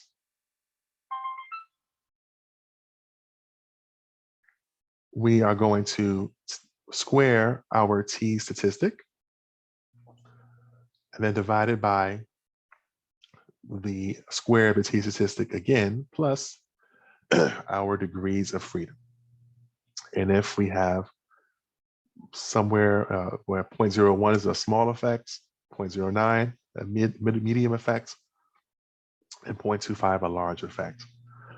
And the percentage of variance explained is abbreviated as a italicized lowercase r squared. So the concept behind this measure is that the treatment causes the scores to increase or decrease, which means that the treatment is causing the scores to vary. If we can measure how much of the variability is explained by the treatment, we can obtain a measure of the size of the treatment effect. All right, so let's do a calculation of this, right? So we have a t-score of a t-statistic of 3 with the degrees of freedom of 8, right? So we just plug it into the equation. 3 squared is 9, and that's going to be over 3 squared plus 8. So 9 over 17 gives us 0.5294 or 52.94%, right? Which means that applying the treatment to the scores, all right, change the scores, right, by that 52.94% of the variability or the change in the scores is due directly to the treatment being applied. So almost half of the change in the scores is due directly to the treatment, applying the treatment, all right? And this would be a very large effect size, very large effect. Okay. All right, so another way of calculating or describing the effect size is using what is called a confidence interval, all right, for estimating the population mean. All right, so this estimates the population mean from the sample mean, and it's based on the assumption that the sample mean should be near the population mean. The interval constructed defines near based on the estimated standard error of the mean. And we can confidently estimate the population mean should be located in that particular interval. For example, if the mean before treatment is known to be 80 and the mean after treatment is estimated to be 86, well, then we can conclude that the size of the treatment effect is around 6 points. The fact that a sample mean tends to be near to the population means that's going to imply that the population mean should be near the sample mean. For example, if we obtain a sample mean of 86, we can be reasonably confident that the population mean is around 86. So how do we go about calculating that? All right. So we have to rearrange this t statistic, all right, this t statistic equation, and we get this equation. The population mean equals the sample mean plus or minus the critical t-score times, right, times the estimated standard error of the mean. All right, so let's see how that looks. Well, let's talk more about it. All right. So in any t distribution, the values pile up around t equals 0, right? Because t equals 0 is the mean, all right? Is the mean in a t distribution. And for any alpha level, we know that 1 minus that particular alpha level proportion of t values falls between plus or minus the t for that appropriate degrees of freedom. So for example, if we have a degrees of freedom of 9, 90% of the t values fall between plus or minus 1.833. That is, we got that from the t distribution on table A. We got that from the t distribution table for an alpha level of 0.10 or 10%. So let's look at that.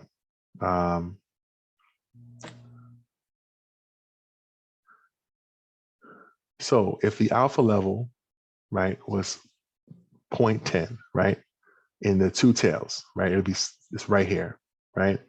And if we had a degrees of freedom of 9, right, that is going to give us a t critical value of 1.833 plus or minus, all right? And therefore, we can be 90% confident that a sample mean corresponds to a t statistic in this particular interval. So let's work more with this. So if we're talking about the middle 80% of the t distribution, right? And we had degrees of freedom of 8, right? And it was on, and it's the two tails combined, right? We would get a t, your critical region that starts that's between negative 1.397 and positive 1.397. All right. And so let's look that up, right? So if the t distribution has a degrees of freedom of 8, right? We are right here, degrees of freedom of 8. And we're looking at if we're looking for 80% of the distribution, well, this t distribution only shows you what's in the tails. So if 80% is in the middle, then we're looking for the 20% in the tails. So we are right here, 0.20 or 20% proportion in the two tails combined. So 20% in the two tails combined with the degrees of freedom of 8, that is going to give us a t critical value of 1.397 plus or minus. All right. So let's continue with this. Trying to build up to how we actually compute this with a real example. All right. So steps for calculating the confidence intervals, right? For any sample with a sample mean and an estimated standard error, we're going to pick the appropriate degree of freedom. Are we looking for 80% confidence interval, 90% confidence interval, 95% confidence interval, etc.? Normally, when we're in SPSS, they're going to calculate a 95% confidence interval. But for this example, we're going to use 90%. All right. So for the t distribution table, we need to find the value of the critical region, right? So with the degrees of freedom of 9, the alpha level is 0.10, right? How did we get 0.10? We just took 100 minus this 90%, and it gave us 10%, right? 10% is equal to 0.10 in the proportion of the two tails combined in the t distribution. It represents the alpha level, right? Or the beginning of the critical region. And that t-score is 1.833. All right. And so we solve the rearranged equation. So the population mean equals the sample mean plus or minus that t critical score, right, of 1.833 times the estimated standard error. And the resulting interval is going to be centered around the sample mean. And we're going to be, when we calculate it, we're going to be 90% confident that the population mean is somewhere in this interval. All right. So let's do an example with this, right? So in the example with the infant children, right? the value of the sample mean was 13, and the estimated standard error are 1, right? For this example, we're going to use a confidence level of 80%. All right. So which means that we construct a confidence interval so that we are 80% confident that the population mean is actually contained in that particular interval that we are erecting. So to do this, we need to find what that T critical score is, right? And so the degrees of freedom is n-1 or 8. The middle 80% is an alpha level of 0.20, right? Which has T values of 1.397 and negative 1.397. So let's look that up just to make sure, right? So we have degrees of freedom of 8. So that's right here. And we have, looking in the proportion of the two tails combined, for 0.20, because we're looking for an 80% confidence interval, right? But our T distribution doesn't show us the middle of the distribution. It only shows us the tails. So we're actually looking for 100% minus 80%, which is 20%, right? Which is equivalent to this 0.20. So degrees of freedom of 8, 0.20 gives us a T score of 1.397. So it's 13 plus or minus 1.397 times the estimated standard error, the mean of 1, right? So on one end of the interval, we have 13 plus 1.397, which gives us 14.397. And at the other end, we have a population mean is 13 minus 1.397, which gives us our lower interval of 11.603. So our conclusion is that the average time looking at the more attractive face for the population of infants is between 11.603 seconds and 14.397 seconds. And we are 80% confident that the true population mean is located within this interval. All right, we're 80% confident. Okay.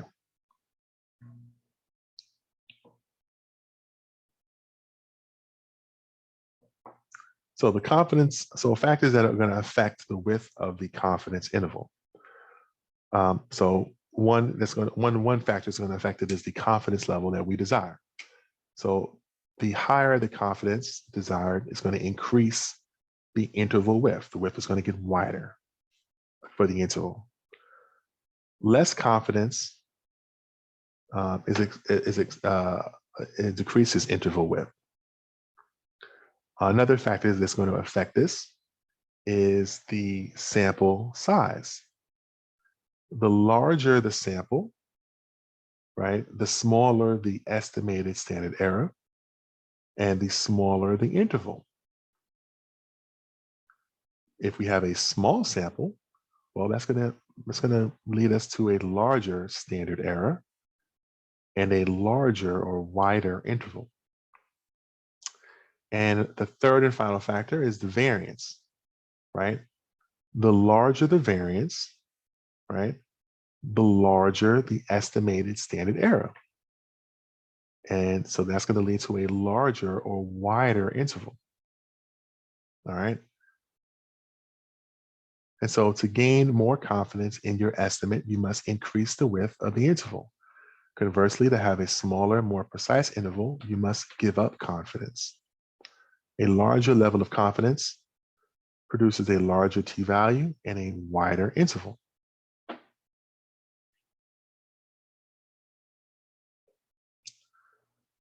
All right, another concept that's not an effect size measure is what's called statistical power. All right, so the power of a test is the probability that the test will correctly reject a false null hypothesis. So it will essentially, it's going to detect a treatment effect if one actually exists. All right, that's what power is all about, detecting a treatment effect if one actually exists. All right, and the power equals 1 minus what's called beta, where beta equals the probability of a type 2 error, or what's called a false negative. So if the power of the test is 70%, right, 1 minus b, right, then the type 2 error is 30%, right? Power is usually estimated before starting a study, right? And it requires several assumptions about factors that influence power, right? So what is going to influence the power, right? Well, if the effect size gets larger, the power is also going to increase, right? So that means the treatment is working. So as the treatment effect increases, the power is also going to increase. So the percentage, of us being able to detect that the treatment actually works, right, is going to also increase. Also, the power is going to increase if we have a larger sample size. Power is also going to increase if we are using a one-tailed, or what's called a directional test, relative to a two-tailed test, which is what we've been doing with all of our examples thus far. We're going to go over a one-tailed test in the next couple of slides. So those are going to increase power. If we wanted to decrease power, right? Well, if we reduce our alpha level, we are making the test more stringent. And so that's going to reduce the power. Also, if we use a two-tailed test, a non-directional test, that's going to decrease the power in comparison or relative to a one-tailed test. All right. So here's some questions. If all other factors are held constant, an 80% confidence interval is wider than a 90% confidence interval. Well, this is going to be false. Greater confidence requires a wider interval. All right. Second question, if all other factors are held constant, a confidence interval computed from a sample of sample size of 25 is wider than a confidence interval computed from a sample of 100. This is going to be true. The smaller the sample size, the wider the interval. Okay, let's continue. So how does this one sample t-test or single sample t-test look when we are reading research literature, right? So what we're going to do in this is that if we're either reading literature or creating it ourselves by having conducted a one sample t-test, we're going to report whether or not the test was significant. If it is significant, then that means the null hypothesis was rejected. If it is not significant, then that means we failed to reject the null. That means nothing is going on. The treatment doesn't work. All right. We're going to report the T statistic, including the degrees of freedom. Right. So the T is telling us that we did a t-test. In parentheses, we have the number 12, which is going to be our degrees of freedom in this particular example. So that's in parentheses, the degrees of freedom. And then we're going to have the T statistic that we calculated, which was 3.65. Then we're going to report what is called the significance level. All right. So the significance level is P, right, for probability, right? And either one of two things are going to happen, right? Either the p-value, we're going to show that either the p-value, probability value, is smaller than our alpha level that we set, right? Remember, the alpha levels could be 0.05 or 0.01 or 0.001, right?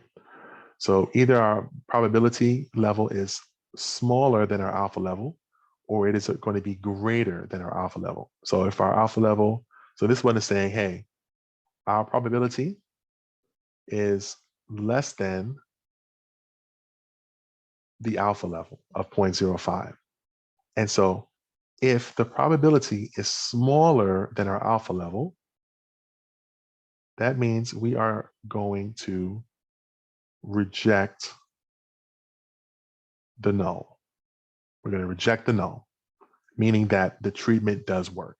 So again, if the probability, right, if our probability value is less than our alpha level, we are going to reject the null.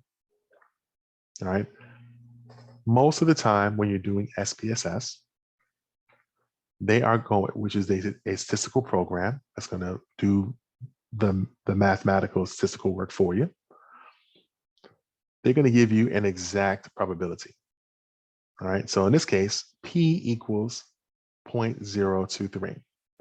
When it gives you an exact probability, you're going to have to compare this exact probability to the alpha level that you chose and find out which one is greater or lesser, right? In this case, 0.023, right, is less than 0.05, right? So we are going to reject the null hypothesis, all right?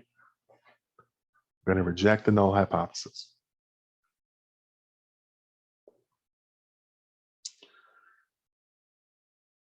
All right, so in the literature, right? So using that example that we did with the infants, we calculated a test statistic of 3 and a degrees of freedom of 8, and we decided to reject the null hypothesis, and the alpha was set to 0.05.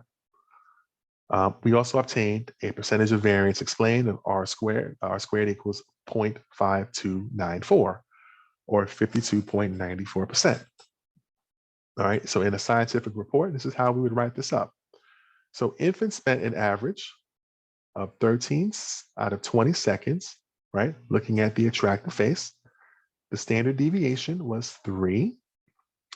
Statistical analysis indicates that the time spent looking at the attractive face was significantly greater.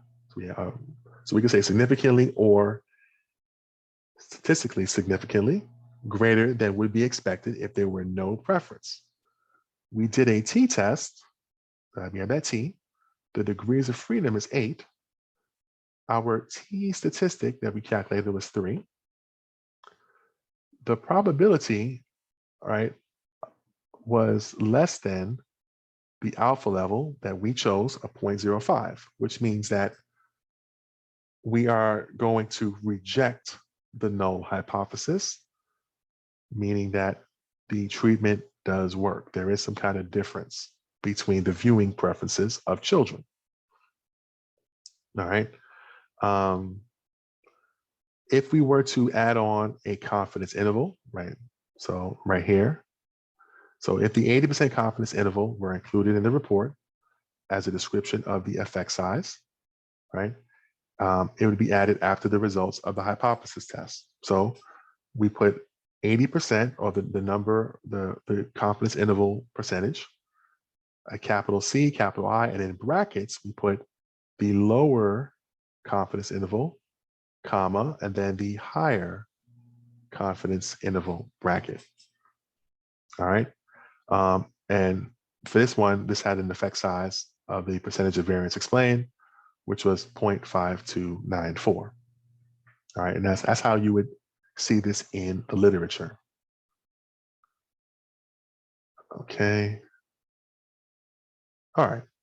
So let's do some problems working on this, right? So we can kind of go through the majority of these.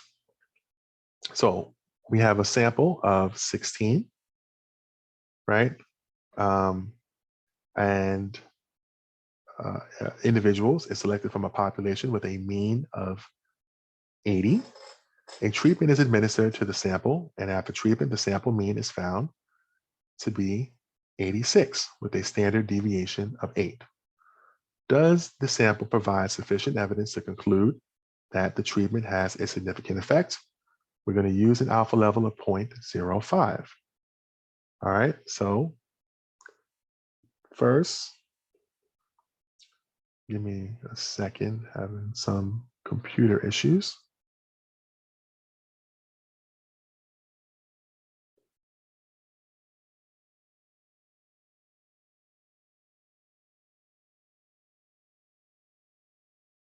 1 second, y'all.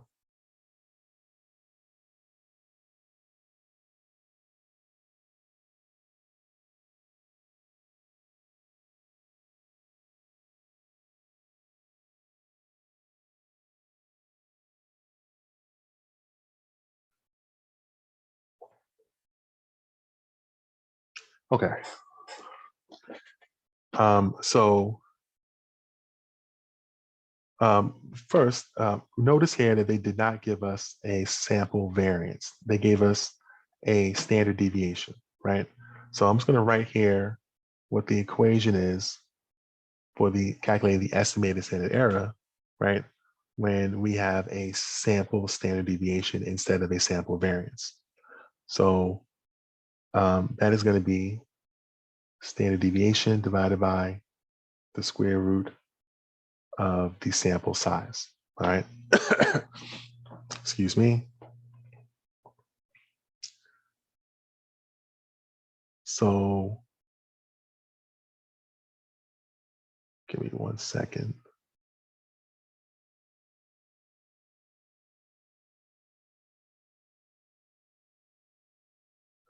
Okay. So we already have like the first step with the making a hypothesis and selecting alpha level, right? The alpha level is 0.05. So we're going to go to, we're going to go and try to find what the critical region is, right? So the critical region, to get the critical region, we're going to find out what the degrees of freedom is, right? So we have 16 individuals. The degrees of freedom is the sample size minus 1. So this is 16 minus 1, which equals 15, right? So that is our degrees of freedom, 15. And so we need the degrees of freedom and we need the alpha level, right? And the alpha level set is 0.05. And we are doing a two-tailed test, all right? So let's go to our t-distribution table and see where that's at, right?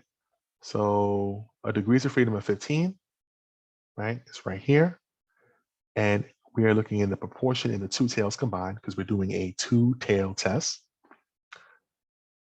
And the alpha level that we said was 0.05. So we find out where 15 and 0.05 connects, and that gives us 2.131. All right. So our critical region is 2.131 plus or minus. Okay. So then we go to step 3, which is going to be, we're going to calculate our test statistic. So first we're going to calculate, we first calculate the sample variance, but they gave us the sample standard deviation, right? So we're just going to use the other equation for estimating the standard error. So the standard error is going to be 8 divided by the square root of the sample size, which is 16. 8 over 4 gives us 2. So the estimated standard error is 2. All right. The next step is, once we have our estimated standard error, is to calculate our t statistic.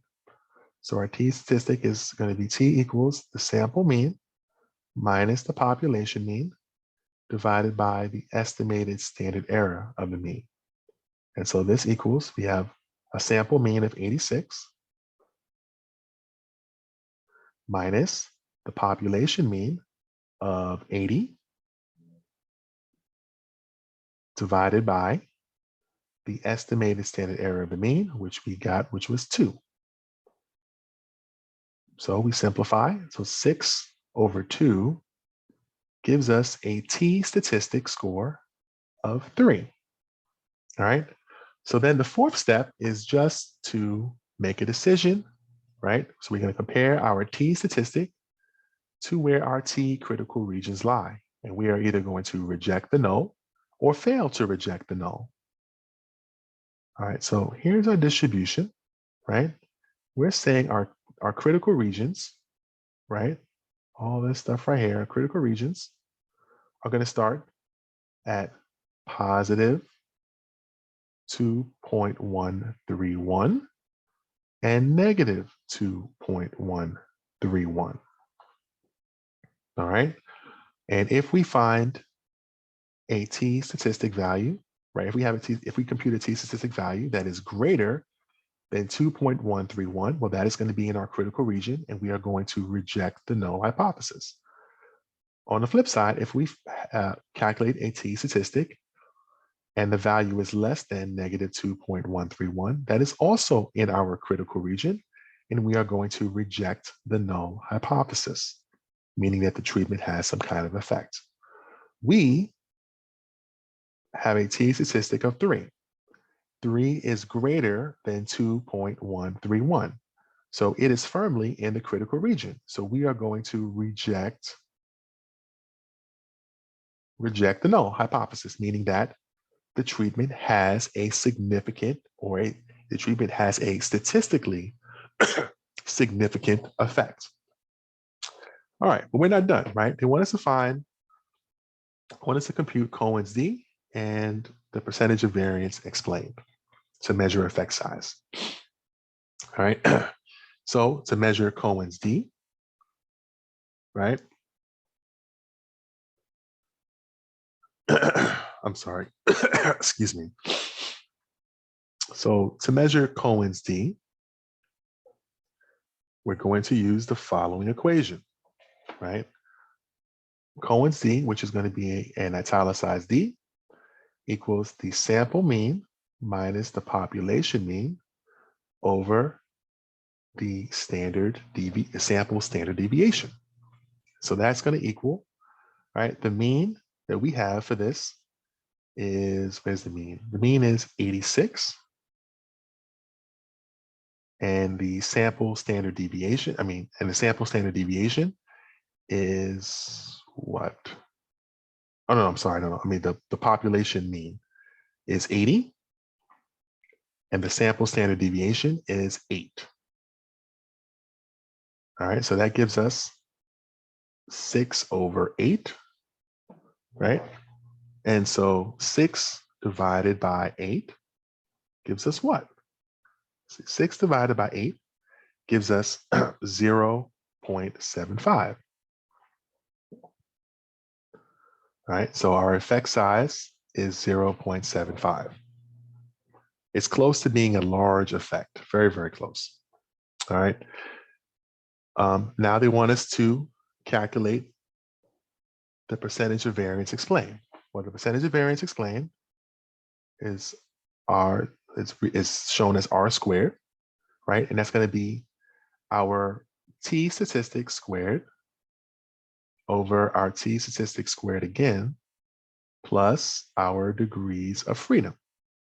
Well, our t statistic was 3, right? So that equals 3 squared over 3 squared plus our degrees of freedom, which was 15. Oh, yikes. Let's go back to that slide.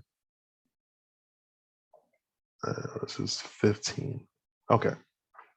So simplified, this is 9 over 9 plus 15, right?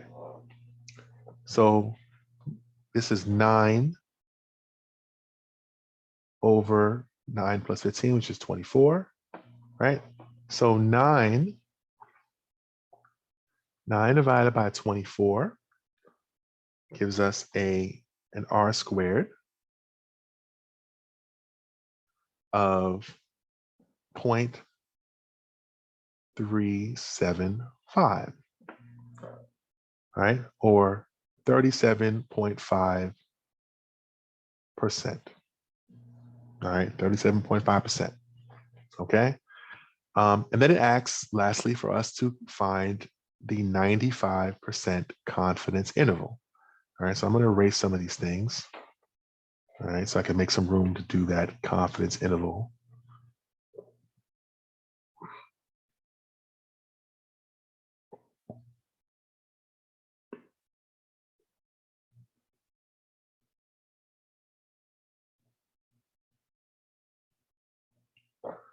Okay.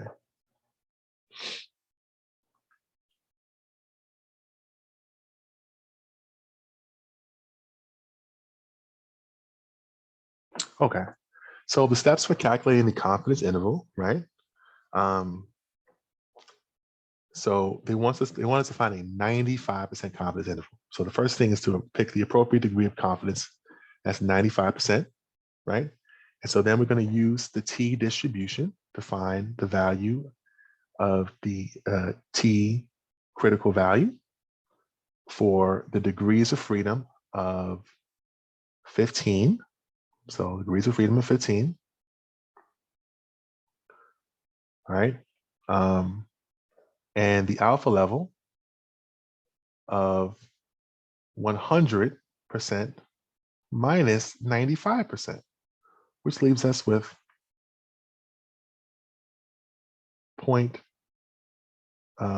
which leaves us with 5% or 0.05%, right? So the alpha level is 0.05.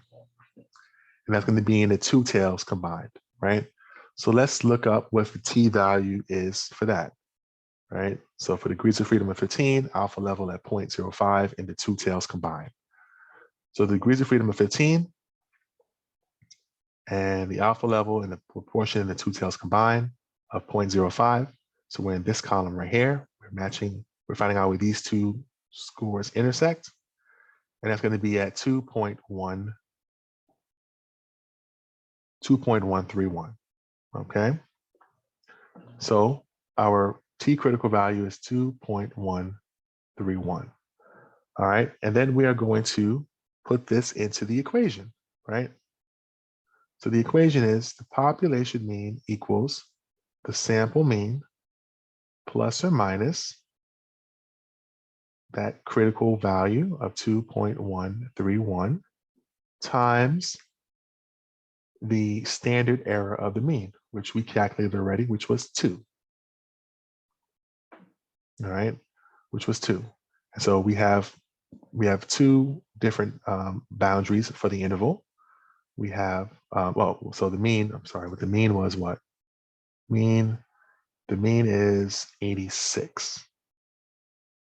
All right, so we have 86 plus 2.131 times 2. And we also have 86 minus 2.131 times 2. All right. And so if we calculate that, all right, we are going to get at the top end, this one is going to be 90.262, and the lower confidence interval is going to be 81.738. All right. So that is how you do a full question on calculating the one sample t statistic, along with the measures of effect size of Cohen's d and r squared, and calculating a confidence interval. So when the confidence interval is saying, hey, we are confident, we are 95% confident that our population mean is between these two intervals, is between 81.738 and 90.262. All right, we are 95% confident of that. All right. And so the second question asks, how does sample size influence the outcome of a hypothesis test and measures of effect size? And how does the standard deviation influence the outcome of a hypothesis test and measures of effect size? Right. So increasing the sample size is going to increase the likelihood of, again, rejecting the null hypothesis, but has little or no effect on measures of effect size. Increasing the sample variance, right, is going to reduce the likelihood of rejecting the null hypothesis, and it's also going to reduce the measures of effect size. All right, and so here are the answers for that particular question. All right. All right, so up till now, we've only been doing what are called two-tailed or non-directional tests. And that is the standard hypothesis test. Normally, most people are going to be doing the two-tailed test. However, these two-tailed tests, again, the critical region involves both tails to determine if a treatment increases or decreases some kind of target behavior. However, sometimes the researcher has a specific prediction about the direction of the treatment, right? So when a specific direction of the treatment effect can be predicted, it can be incorporated into the hypothesis. So in a directional or a one-tailed hypothesis test, the researcher is going to specify either an increase or a decrease in the population mean as a consequence of the treatment. The one-tailed in comparison to the two-tailed test, right? So a one-tailed test allows rejecting the null with a relatively small difference, provided that that difference is in the predicted direction. A two-tailed test requires a relatively large difference, regardless of the direction of the difference. So in general, the two-tailed test should be used unless there is a very strong justification for a directional prediction. All right. And that strong justification comes from a very extensive literature review where similar studies to the study you're conducting provide you with the confidence that doing a one-tailed test is more appropriate than doing a two-tailed test. Okay. So again, non-directional two-tailed test is the most commonly used. However, directional tests may be used for particular research situations. There are going to be 4 steps of hypothesis testing that are carried out.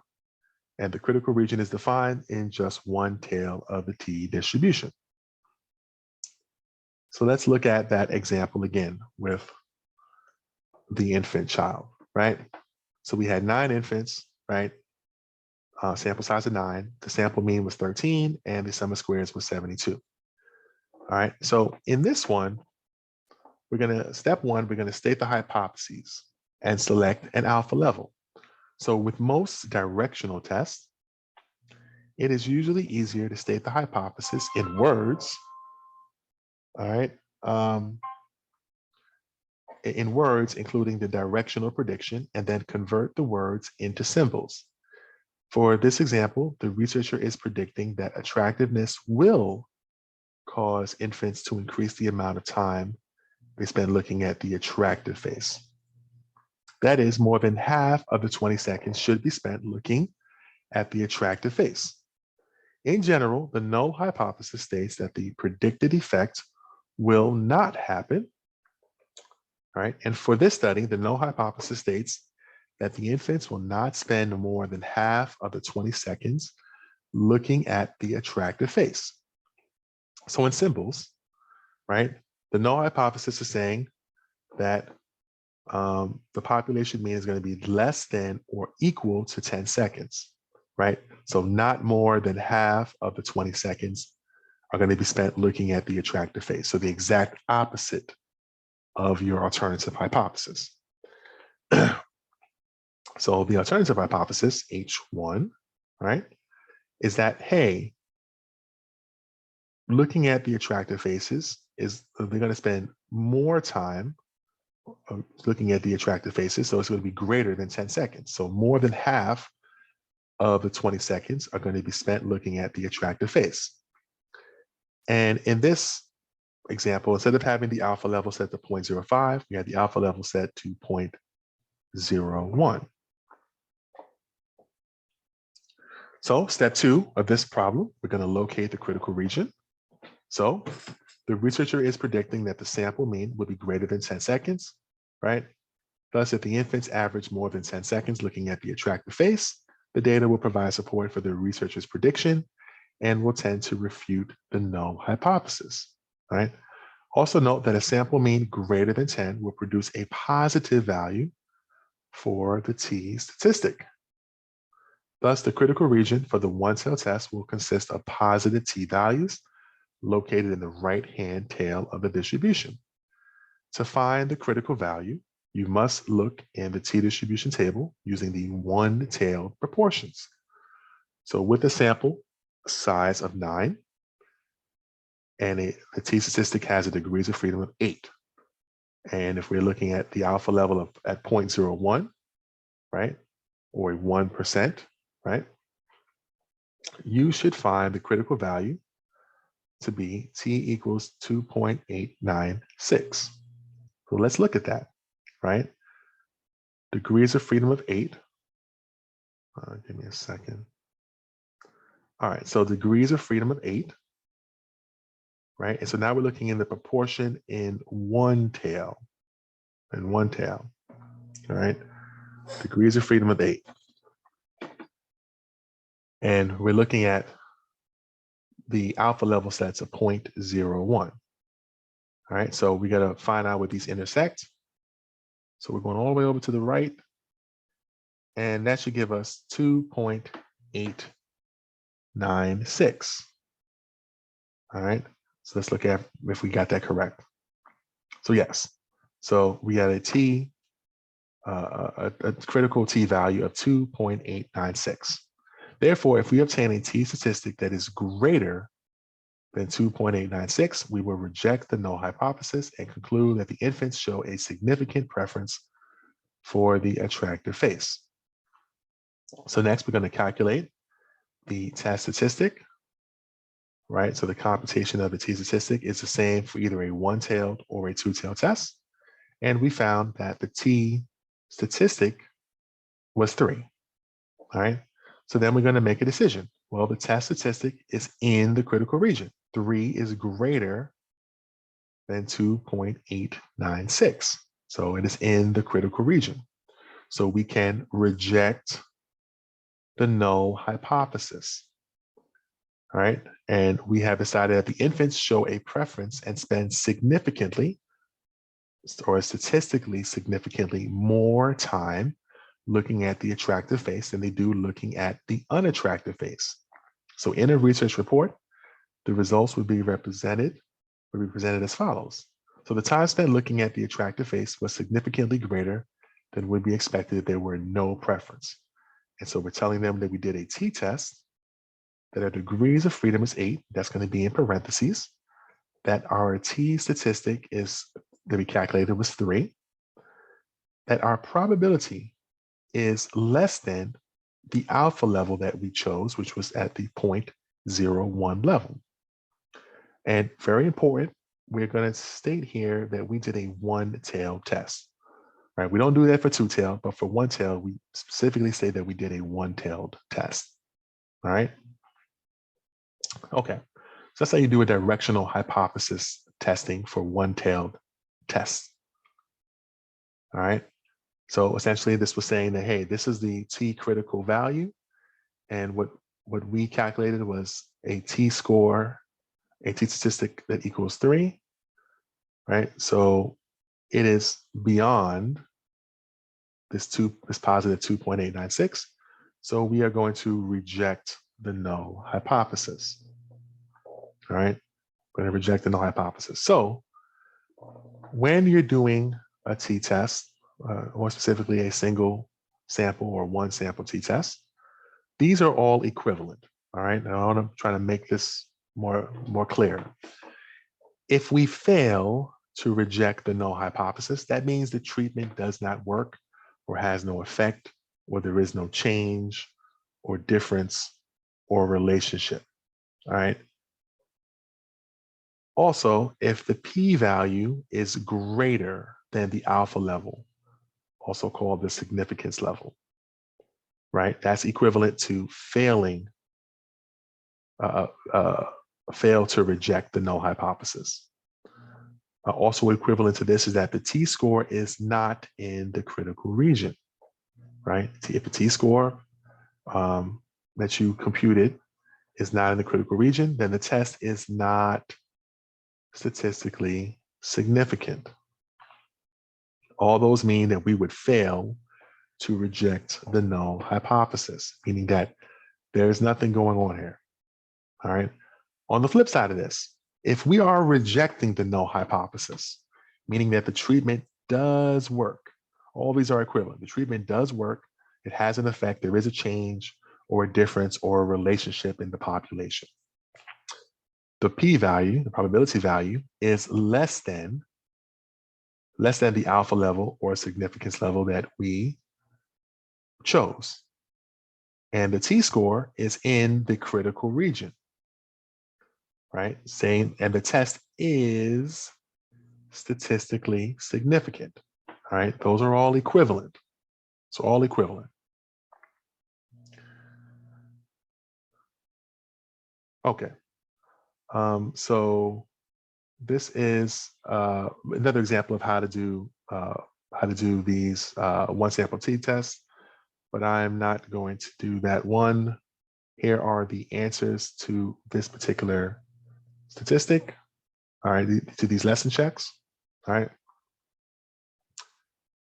All right, here is a video on how to do the one sample t-test in SPSS, all right.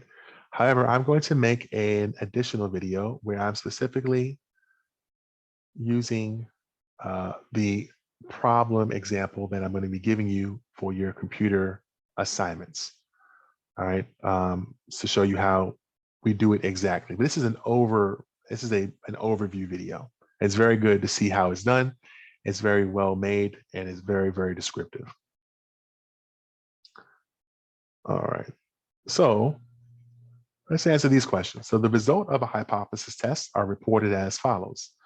So we had a t-test, we did a t-test, and the degrees of freedom were 21. And this is the t statistic that we calculated.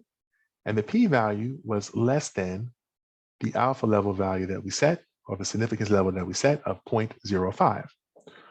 What was the statistical decision and how big was the sample? All right.